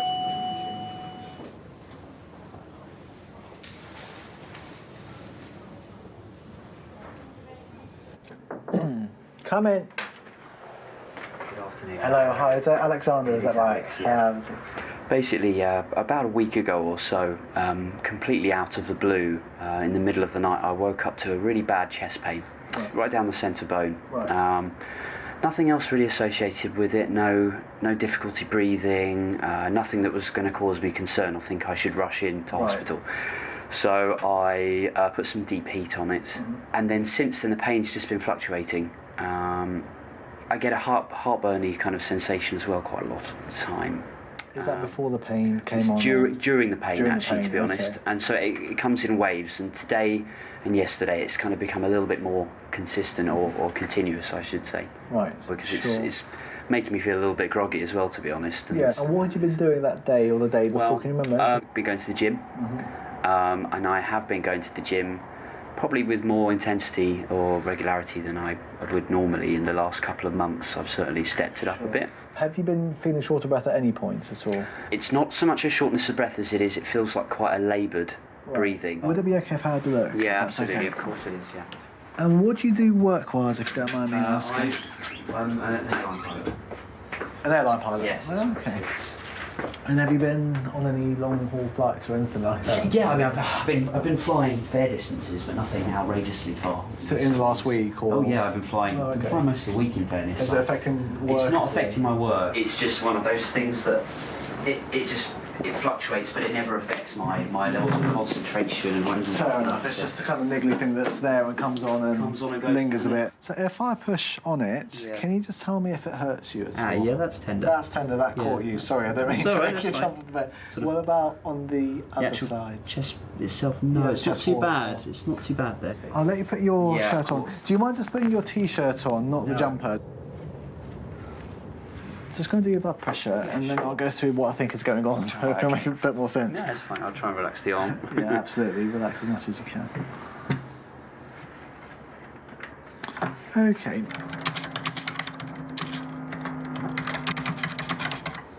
The upper value is ever so slightly on the higher side. Okay. It might be because I've been pushing on your chest and caused you a bit of pain. Yeah, maybe, just I don't now. know. Doesn't strike me as a heart problem in any way, because heart problems tends to feel a bit different, more of a kind of tightness, pressure sensation Yeah, that's it's worse when you're certainly doing not that. things. And I think you've got an inflammation of the bone here. Okay. But the fact that when you push on it, it's quite tender. It suggests there's something quite local around that area. Okay. I think this is almost certainly because of the gym work. The treatment for it is anti-inflammatory medications. So I don't know if you're okay. Ibuprofens, maybe? Yeah, exactly. Ibuprofen, okay. No, thank you for your help. And I think flying's okay. Good. If you think it's okay. No, I think it's okay. Funnily In enough, case there was I've got any doubt. days off now, actually, Fair so I'm not in for a while. So I'll give it a rest now for a few days, and fingers crossed it'll work. Hi there. Is Dr. King on the third floor? Yes, he is. He's on the third floor. I was just about to get there. Is your name Brian? Yeah. Yeah, I'll sign you in. Hi. Morning. Is it Margaret Yekutiel, yeah. I'm Dr. Bavadia, nice to meet you. Oh, is that just your... Listen, I think I've got scabies. I get these frightful attacks of scratching. I mean, it began here and I managed to stop. Yeah. I get them on my hands. This was last week, there's the signs. Right. I'm also a doctor, epidemiologist. And it just looks to me like scabies. And I bought some stuff, actually. And then somebody told me there's a better stuff called ivermectin, which you can take as a pill. Can I show you a place on my... Yeah, please do, please do. Okay. I just want to show you where... Sorry. Yeah, of course. This was one about 3 or 4 days ago. Yeah, I scratched. I just couldn't think of anything else it could be. I've had it here. Right. There's not much old. Is there anything else to see? No. No, okay. You've had an itchy rash that comes and goes. Yes. I've got no information on you. Are you normally fit and well? Well, I've got cancer of the lung. Right. That's been done by stereotopic body radiation, SBRT, about half a year ago. And I had a myocardial infarction 7 years ago. Okay. My blood pressure's low, not high. Otherwise, I'm well. Do you take any regular medication? I've got some arthritis in my hip, so I take diacerin or something. Doctors sometimes can be incredibly resilient and feel that because they have some, a lot of medical knowledge and experience, that they just deal with their symptoms. They might try and soldier on. Where are you normally registered? Israel. Okay. I'm here visiting my sister. Okay, and you're an epidemiologist? What, like a doctor, like a public health? Yes. Okay, all right. And how are things in Israel, all right? Ghastly. I may have picked it up in Israel. God knows, after this war, all the soldiers coming back. But I don't know. I mean, I didn't have anything there. A difficult one. It doesn't look like classical scabies, but as you know, scabies is the thing that mimics many forms. I haven't heard of the tablet that you mentioned. Well, I'll tell you how to spell it. Ivermectin is not recommended. Really? Yeah. Has it got contraindications? It's on a named person basis only available and has been used in combination with topical treatments. So I think perhaps you're better just using the permethrin. Which is the antihistamine one? Cetirizine. Cetirizine. All right. The tablets. Yeah. That's for the whole body. You don't have an ointment instead. I mean, I don't need to take something when I've just got an itch on my hand. It'd be better with that, probably. Yeah? Yeah. I have in the past treated doctors who have felt that we should be doing one thing for them, and I felt that we should be going down another line. It's like taking things. Well, I mean, I have to, but... Yeah, try it. It's tolerated pretty well by people. Okay. All right, take care. Bye now. Why do doctors go to the doctor? That's true. If you're a doctor and your friends are doctors, they can just prescribe anything for you. Give you drugs. Yeah. Sorry, it's not ideal for you, is it? What can we do for you? I'm going to see my family in South Africa next week. Okay. Which is quite traumatic as it is. But I'm going to run out of pregabalin whilst I'm there, and I just wondered whether I could get some more pregabalin. Is pain a significant problem then? Have we been sort of playing with things to try and get it manageable, or is it manageable at the moment? It's not manageable because it's there all the time. So I guess we're having a sort of intensive period of trying to get this tilt assessed more. And then also try to take me off some of my morphine because I'm quite heavily addicted to it. Yeah. Okay. Perhaps not the time to start changing things now anyway, but I wonder have you flown before taking these medications with you? Yeah. Sometimes people like a letter for those sorts of medications, which I'd be happy to, but you've never run into problems. Yeah, I've got a prescription. Yeah. Thank you very much. Anything else we can do for you? Thank you. Okay.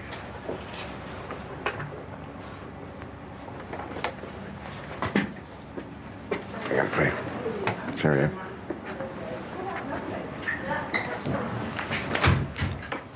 How are you doing? Yeah, the tablets are a lot better now. Thank God. Great. Are they? Are they? Really, really well. Come sit, Mummy, come here. And I'm actually waking up in the mornings feeling like I've had a sleep. Great. I'm so happy with it. I'm so happy. Yeah, I feel a lot better. And for the When little are while. you going? I'm going to Ireland in 3 weeks, and then we're going the week after. So yeah. And where are you going to be staying? My sisters. No, in New York. Oh, New York. Oh, sorry. We're actually staying in a hotel just off Central Park. It's a beautiful time as well. It's lovely. I love it. Yeah. I love it. Yeah. And it's not. I don't like going away. Do you feel frightened to go I'm a little bit nervous because I am worrying, is something going to happen to tumour up in the air, you know? There is a risk flying. It's different for every patient and at every stage of the illness, and actually for where in the brain the tumour is.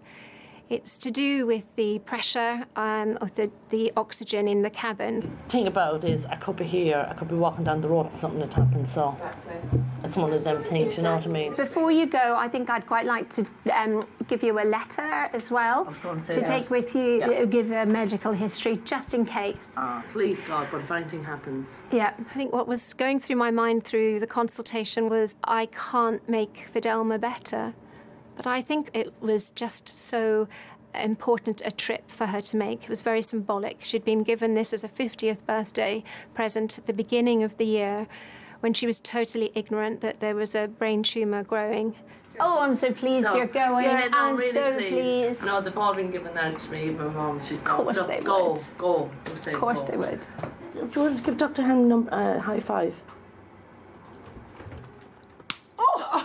Wow, that's stinging. Come here, you've been have a good time. You've been so good to me, so you have. Really, really good. Have a good time. Yeah, I will. And you, Have a good time. I'll see you. And if Yep. there's anything you want, let me know. Yep. I did Yep. tell you that. You did tell me that. You did tell me that. Right, lovely to see you. Thank you. All right, bye. Bye.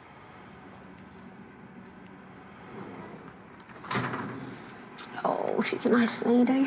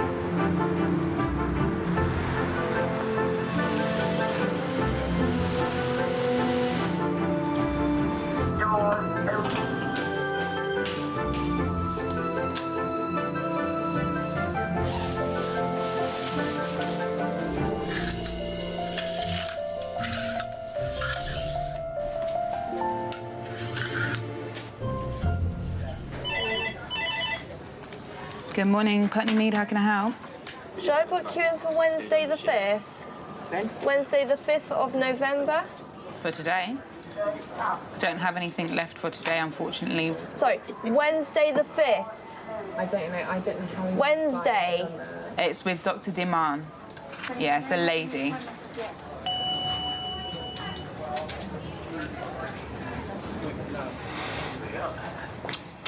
Mr. Libby. Hello. Hans, have a seat. Yes. Oh.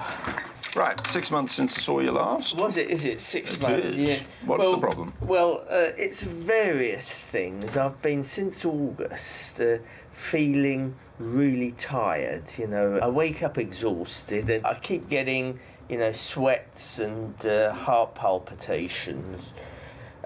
But I think the most embarrassing thing has been I have had very loose bowel movement, not diarrhea in the last 3 months, but it's comes out like a little worms, you know, and I never feel I'm getting rid of it all.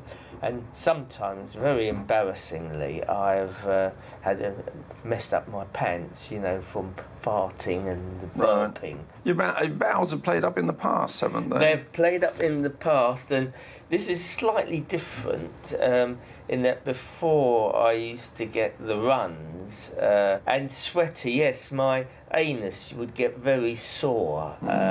Every day I'd have to, well, I do have to clean it now, but it's not the soreness where I have to put Vaseline around the opening, you know, before I go to bed.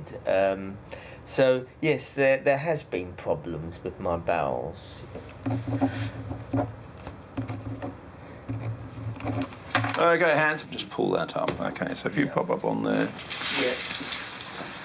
So pull it up. Yes. And undo your waist. Yeah.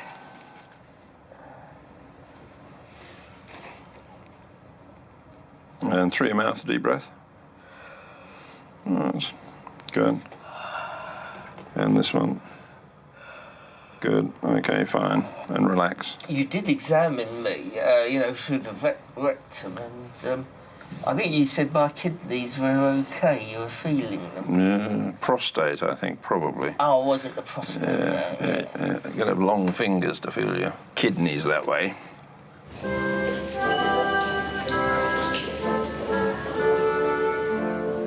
Sometimes it's a bit overwhelming just to have to see people and act normal.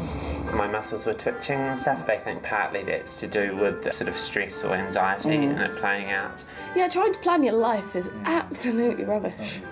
I'm still feeling like I'm in one of those teacup rides. I try to ignore it and say that everything's going to be okay, but I do get scared. But don't be too hard on yourself. You've come a long way. Come in.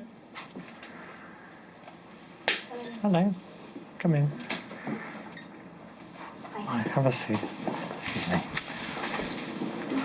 So, how are things? Yeah, they're okay. They've been a bit bad recently, but Bad in what way? Just mood and stuff has been really low, and finding it hard to have motivation to do things, and also been binging quite a lot. But yeah. Is there any reason why that you can think of? I think it's probably because I wasn't on my pills. I don't know how long it was for, but I wasn't taking any for that period. Was that, did you just run out, or did you choose to stop? I ran out and I couldn't afford it again. Yeah. Okay. And when you were on the fluoxetine, how were your symptoms then? Sometimes there'd be like bad days anyway, but I think I certainly wouldn't get into like anywhere near as black a mood. Like I get really, really bummed out sometimes. Just everything's all doom and gloomy. It's very difficult when you're speaking to people about problems like this not to take some of it home with you. That's a very important aspect of general practice training, to ensure that that doesn't become too much of an issue in our lives. Alan Bennett said that you had to maintain a scrupulous and vigilant humanity. And in my work, that's something that I always try and remember and try and work towards. And in terms of the binging at the moment, what's going on with that? How much are you doing? Well, I think it's happening on most days of the week. Only about once or twice if it's a particularly bad day. But trying to get on top of that is a bit hard, though. Yeah, it's really difficult. What about your menstrual cycle? No word yet. Really? Yeah. No, since when? Since, I think, when I first came to you, like 2 years ago, yeah. Understandable. What about laxative use or anything like that? Yeah, I'm still using those. I know I shouldn't be, but... Right, and how often do you use those? Every day. Do you? Okay. So has there been any blood in your diarrhea? Or the looseness, really, Well, that you described? I did wander once, and I was with a friend. We were on a walk, and suddenly I had to. This was in the country, and luckily I had to take my trousers down, and I don't think it was blood, but it was a vermilion colour, the faeces, and it was wet, and that's happened about 3 times, where on country walks, I suppose. In fact, it happened last Saturday, where I had to go and quickly hide in this woodland whilst luckily, now what I do, I have toilet paper with me to... Very sensible. Okay, your blood pressure is okay. Oh, that's good. I think we need to start off with making sure there aren't any abnormalities on a raft of blood tests. And I want you to come back and see me in 2 weeks' time. 2 weeks, yes. Yeah, I'm sorry to have all these symptoms. Well, there's certainly a fair bit to get to the bottom of. That's a bit of a pun, isn't it? Could be. Yeah. But I'll see you in 2 weeks' time. Okay, thank you, Dr. Very good. Mackenzie. What's going on in life at the moment? You're still studying, is that right? Yeah, just doing my dissertation, and then I'm still at work part-time as well. Okay. And how are those things going? Yeah, they're okay. Sometimes struggling to go into university a bit. Yeah, that was like 2 weeks where I just didn't go in, which is bad because I've only just started the year, but... Okay, and what do you do when you like that? I stay in bed all day, and sometimes I self-harm a bit, but yeah. Yeah. When you self-harm, is that cutting? And any thoughts of trying to do more than that? Thoughts, but I don't think I'd act on them. So in terms of today, was it to restart your medication? Or? I think that would be good. Yeah, it sounds like it'd be a useful thing for you. Fine, I think we got a letter from the Eating Disorders Service that said that you've been referred for an assessment for your suitability for something called dialectical behavioural therapy. So you're seeing there tomorrow? Yes. Yeah. Can we have a chat in about 2 weeks' time? Okay. We'll have a chat about what it is they're offering and sort of what support you've got, and we can then decide to go from there. Okay.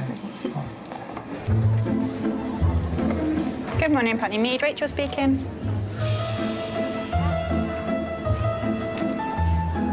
Say ah. Just look up for me. Ah. No. Can't really get to see your tonsils. I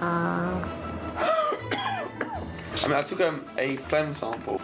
There's a bit of blood in it as well. Yeah, I don't think I need that sample somehow. Hi, Onda. Come in. How are you? Sorry to keep you waiting. You were always late. I know. I'm so sorry.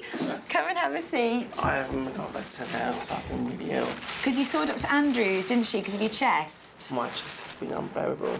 Because you were on some antibiotics initially, were you, or not? Well, they prescribed them. Yeah. And I didn't take them because I thought I don't want to mix the antibiotics and the pump. Because I was taking the pump as well because my chest was really bad. And have you had any temperatures? I was getting hot. Do you know what I mean? So a lot's been happening. Sounds like it. Let's pop this in here.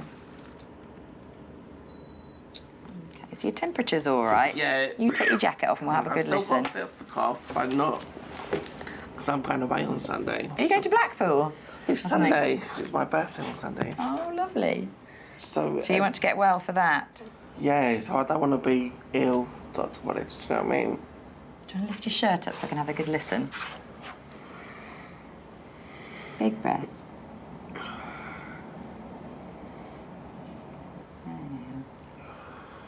And just sit forwards again. Chest sounds all right, actually. I can't hear any wheezes today. Can I check my weight while I'm here? Yeah, no, of course. Because I think I've got on my... Everything's gone pear-shaped at the moment. On you go.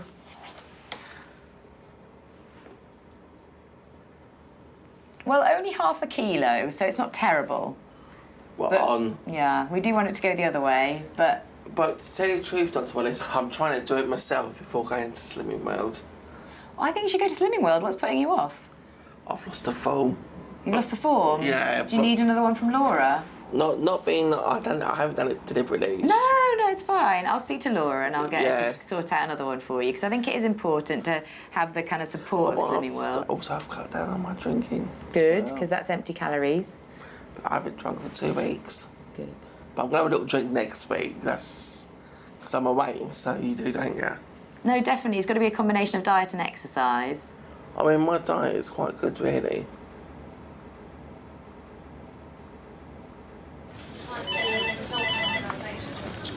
Good morning. Sorry, I don't know where I'm going in the afternoon. I've got some pecans, a valuable source of protein and amino acids. You can. Oh, God, I've got a bit of old cake in there. Jesus. There we go. Come and have a seat. What are we doing? Strange comment. One is, I feel like something's growing inside me, but I just wondered your comments. But the other thing is, I notice in the mornings my skin's tingly. So tell me about this thing growing inside you. Oh no, it's probably just I'm just overeating. But it just. Do you think feels you've put like a on massive- weight? Yeah, I've got a massive gut, which I didn't used to have. And how much weight do you think you've put on? Oh, I know. I weigh 14 stone, Okay. but I haven't been exercising for a year. Why's that? Lots of things happened in business, and I didn't have the stomach for it. Pardon me. Yeah. Your eyes look a bit sore. Oh no, that's out for a birthday dinner last night. Oh, sorry. Yeah.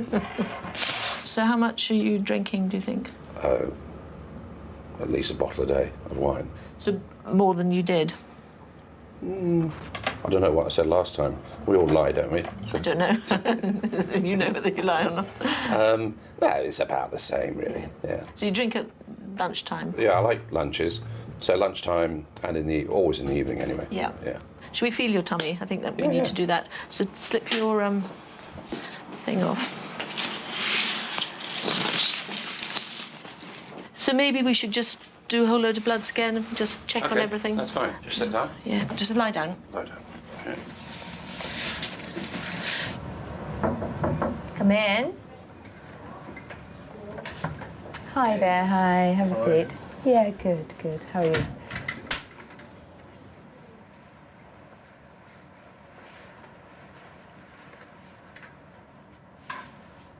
Yeah, so I actually wanted to see if I could get some amphetamines because I'm from the US and I did have Right. a scanned copy of my prescription. Right. And the doctor had posted my prescription online, so would that be sufficient enough? I wouldn't necessarily be happy to prescribe sort of amphetamines just based on the prescription from the US. We'll just explain a little bit more about what the prescription is for and. It's my ADD, as well as I've been having difficulty concentrating. I'm going for a master's right now, and I guess Okay. I've been doing without them, and it's not good. Right, okay. In the UK, it's not often that we get people requesting drugs like amphetamines. But I think in America, it's much more readily available, so people can be prescribed medication like amphetamines for exams because they're labelled sort of smart drugs. But within the UK, those have been restricted in terms of prescription. Do you feel that at the moment you need to use other sort of drugs or alcohol at all to help manage the stress, or? I did smoke a spliff once, but that did help, but that's not advised. And how does that affect you mentally? Makes me focus. Right. Yeah, I can get work It done. helps, does it? It does. You sure? Positive. Right. And, I mean, do you feel depressed or... Right. It sounds like there's a couple of things, and I'm just wondering what the best way you think of us helping you with that. I don't know, it's hard to say. I mean, if I could really get those amphetamines, I mean, I almost... I almost cried myself to sleep last night. In the UK, in terms of prescription of that type of medication for ADHD or ADD, then it's usually specialist prescribed, certainly initially. So what we'd want you to do is see a specialist and for them to confirm that that would be helpful for you. In the meantime, I mean, the other things that we can offer would be some help some psychological support, help with stress management and that sort of thing. I mean, is that something that you've had before that you'd be interested in? To be honest, like I'm just, I don't know. I guess like if I did get like a pamphlet or something in regards to it, I'd think about it. Okay. Often problems are very complex and there are a number of different things that we as doctors can help with, but ultimately the patient is responsible for what they then do with that advice. That can be quite challenging as a doctor to change that mindset, to enable patients to take some responsibility for helping themselves. Okay, what's the problem today? All right. I took the medicine for losing weight, and it's finished. Okay, if you take your jacket off, we better see if there's any evidence that... Yeah, I hope so. Okay, where you go. On your pop.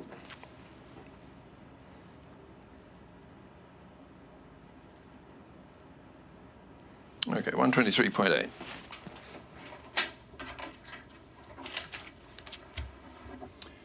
Right, so the last weight we did on you was 5 months ago, and you were 124. So you've lost 0.2 kilograms. So do you think it's a great success? Yeah. A great success? Yes. Honest? Yes, doctor. Right. I think so. Okay, well let me... a bit lighter, anyway.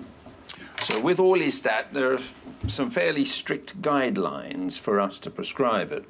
Okay. So continue treatment beyond 3 months only if weight loss since the start of treatment exceeds 5%. Yeah. You were referred to the dietitian. Yeah. Is that happening? Still? Yeah. Changes? Yeah, I changed my diet. But because of my knee, I can't do much exercise. The physio told me I should stop. Yeah, but obviously your knee was stopping exercise, but the Orlistat was stopped because you'd not been meeting the weight loss target. You know, their role is to help you with your diet and weight loss and exercise and performance. If they think that they're not succeeding and that we need to do something else, they might recommend to us that we prescribe something like Orlistat. The reality, though, is that having had it, it's not really achieved the targets that the NHS dictate to me as a justification for carrying on that prescription. Okay? All right. Can I have a painkiller? You can have a painkiller.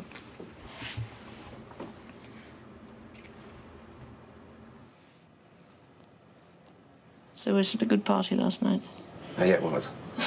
Yeah. Okay, up you get. Put your things on. Let's just check on stuff, and then we can see you back with the results.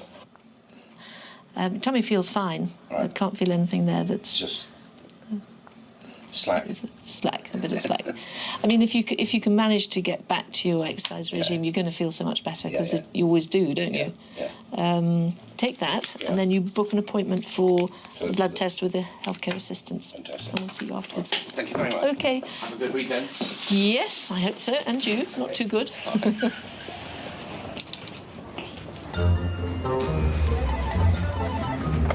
I've got this kind of freckle thing here, which I don't think I had when I was little. Has it changed at all? No, it just gets a bit more crispier because I just picked a bit off. You don't pick and squeeze things. Squeeze it all the time. I've got a spot on the end of my nose. And I look at it every morning. Last Monday, my hand started peeling and all the skin came off. Pretty classic for something called seborrheic dermatitis, which is triggered by yeasts. Yes, it feels very much like eczema.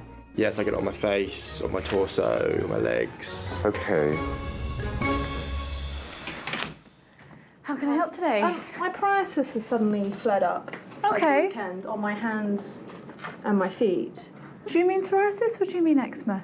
Well, I was told it was psoriasis last year, but I Okay. don't know whether it is or not? It certainly looks like eczema to me. Oh, right. And we haven't got you coded as having psoriasis, Oh. but I can check. With a P, psoriasis. Yeah, it's a silent one. That's why we call it psoriasis. So tell me about when this came on. Well, it literally came out like late Friday night, Saturday morning. Okay. And it's the same on my feet. You can see where all the little blisters are starting to pop.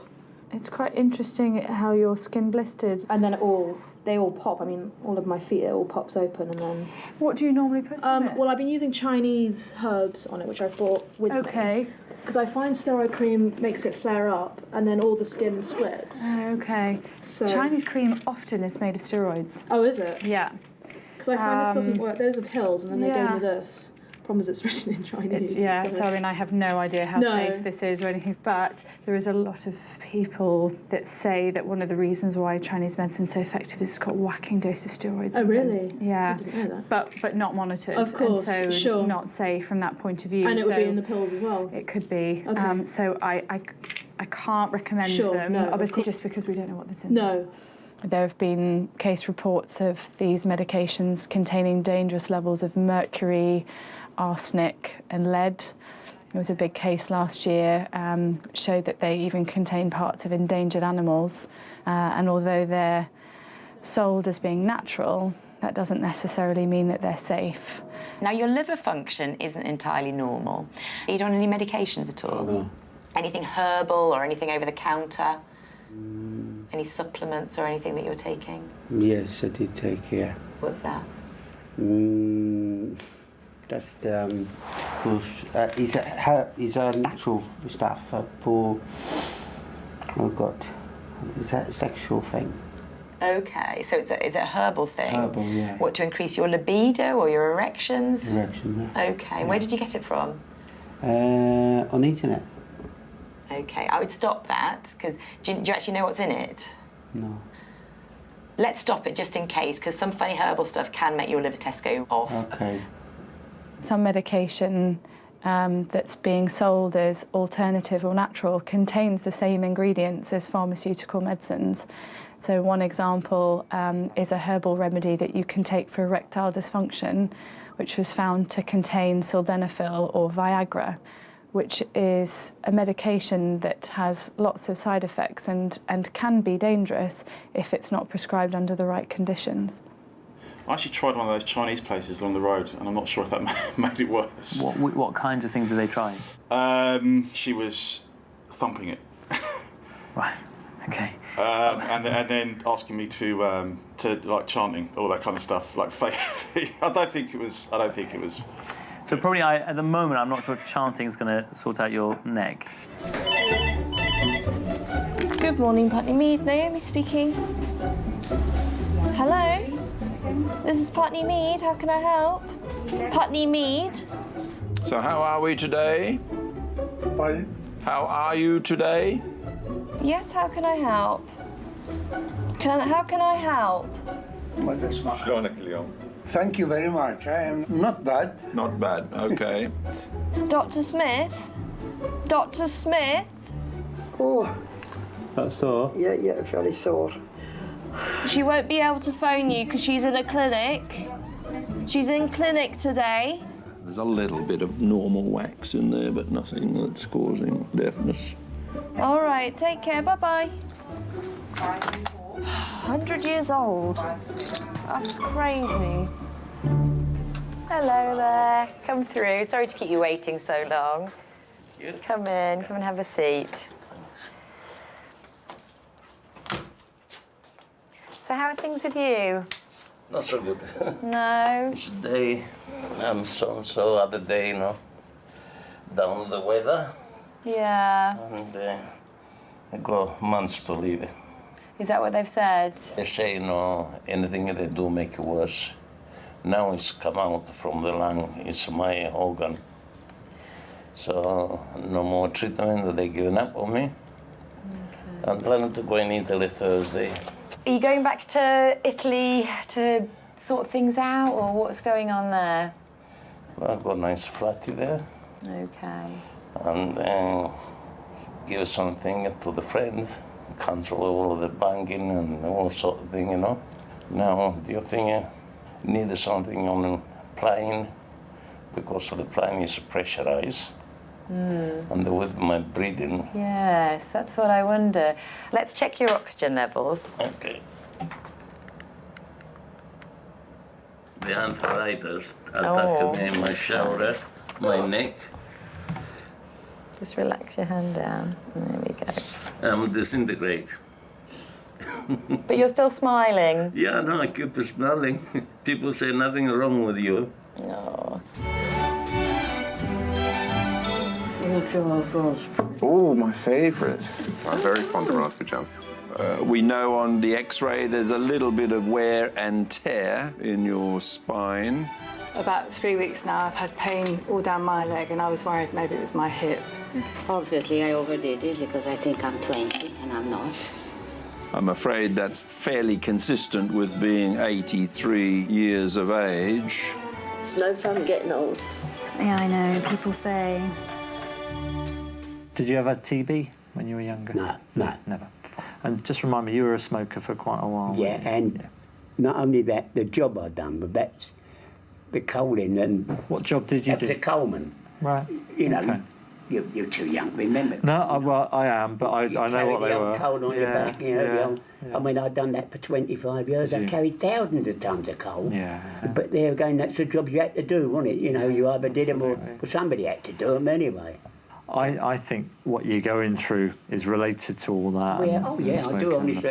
Yeah. I can't think of anything else really, you know. No.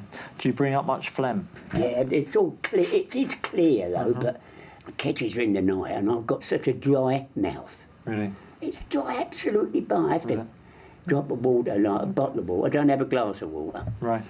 Don't ever have a glass of water in your bedroom. I'll tell you why, because I always went with a glass of water in a bedroom, and I never turned the light on. I just picked it up and had a sip. And one night I just turned it on, and there was a nice big spider having his early morning dips blowing round in it. Oh, God. I'll never again. But anyway, I digest as usual. I can't do it. It's quite hard. I mean, my granddad's Scottish. My granddad is Scotland. There's a wee chance of that. Someone classed me as Japanese once. What? I know. I went, are you serious? She was like, you got that Oriental look about you. I was like, no. So deep breaths.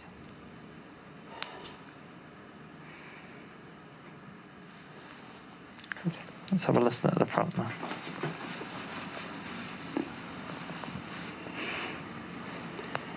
Good. That's fine.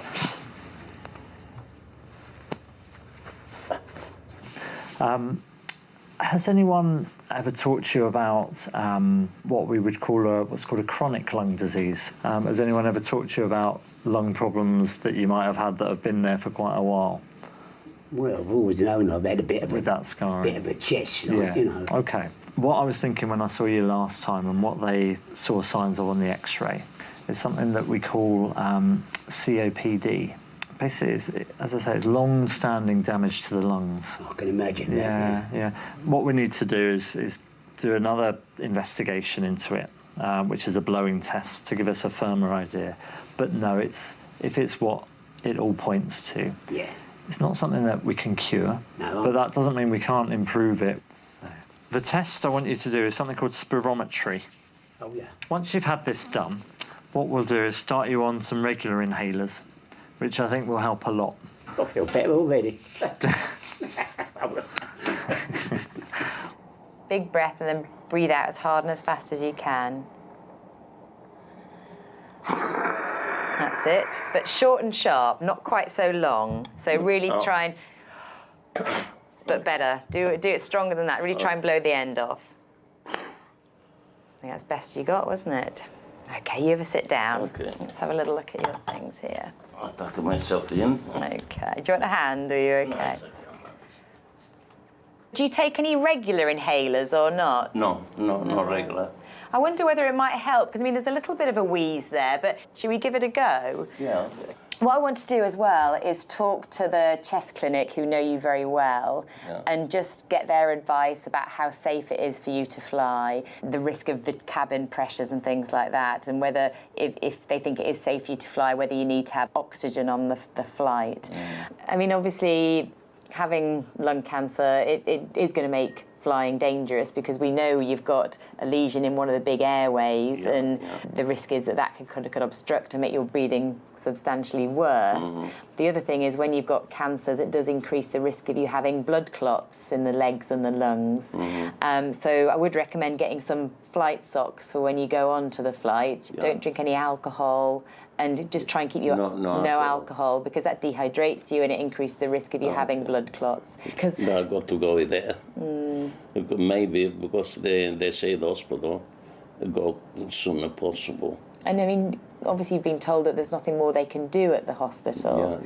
Have you had any thoughts about what you want to happen or what you don't want to happen as things continue? We've been talking about the heart stopping. You want the revival, say no, let me go. What's the point? And I hope I'm going to have a nice birthday down there. I'll be 77. Will you be over there still, or will you be back here? Of course I've got to be back here. You'll be back here by then? Okay. If you're still breathing. I'm Dr. Mackenzie. We spoke a few months ago. Yeah. Now, when I last came in, I was pregnant, but unfortunately I had a miscarriage. No, that's okay. But I'm pregnant again, which is great. But obviously I'm really, really nervous. Every time I go to the toilet, I wipe and I'm scared. I'm going to see blood. I'm just on tenterhooks all the time. And I was just wondering if I could book an early scan, if that's at all possible. There's certainly not much point in having it done at 7 or before 7 weeks, because it can sometimes be inconclusive, surprisingly. So you don't want any negative information. You want to either know that things are fine or not fine. And do the risks of miscarriage decrease quite significantly after 8 weeks? Statistically, probably a fifth of all pregnancies are lost as early miscarriages. So about 1 in 5. Okay. So having had one miscarriage is, I'm afraid, not uncommon. So cross fingers, not going to happen again this time. But even if it did, the advice would remain, well, okay, let's wait for a normal period. And then you try again. If this one happens the same as last time, well then, as I say, it's sad and upsetting, but it's not the end of the road. To try again is... If I had one miscarriage, is it more likely I'll have another one, or is it completely... Completely independent. Okay.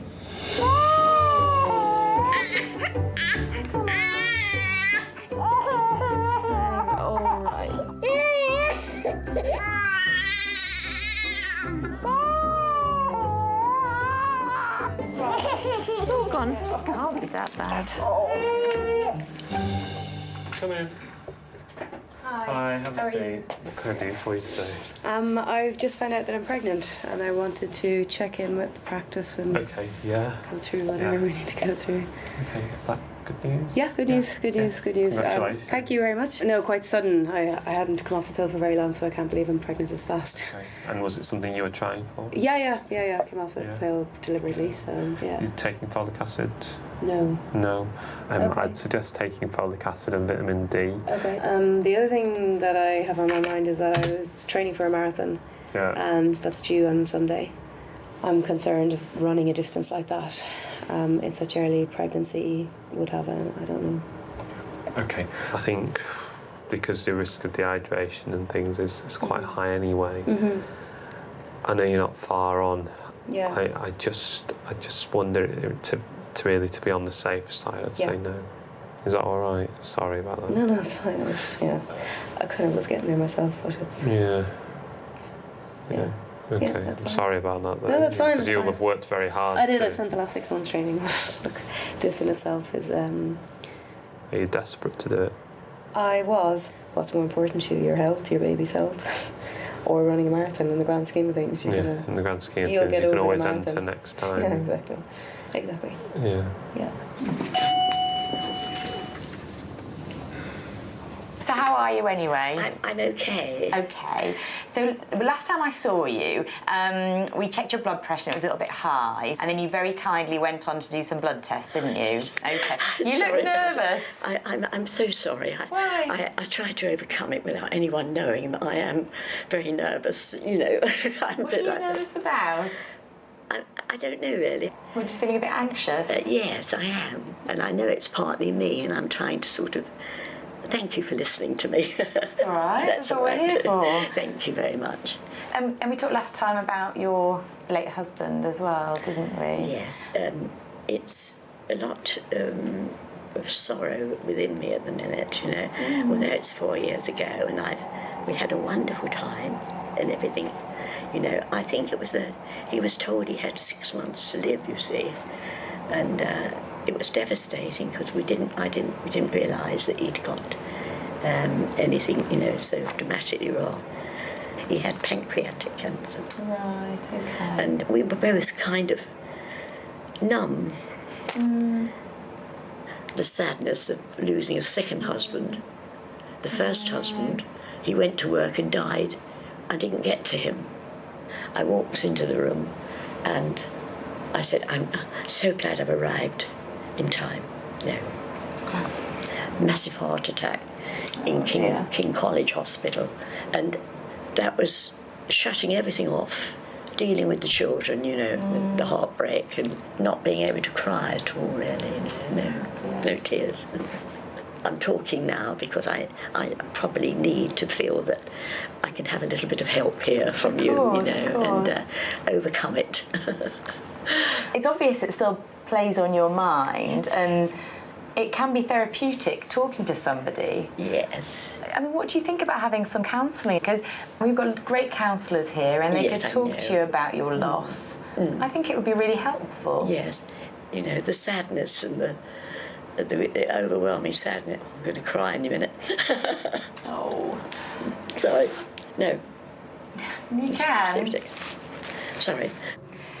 I think as a GP, we do have a very privileged position in that we learn a lot about patients that probably even their closest family members and friends don't really know, because it's often easier to tell somebody totally removed from the situation about what's going on, and to see what some people have to deal with in their lives is quite incredible at times. And if I can actually be a part of helping them through those difficult situations and see them on the other side, then it's incredibly rewarding.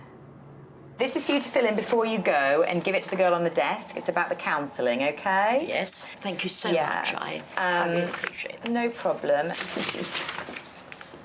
How do I appreciate everything? You're very kind. All right. I don't know how to thank you. Oh, anytime. See you later. Bye. Cool, thank you very much. Have a nice evening. And you. All right. Thanks a lot. You're welcome. Bye-bye. Oh, thank God. Oh, finished. Hello, Brittany. How can I help?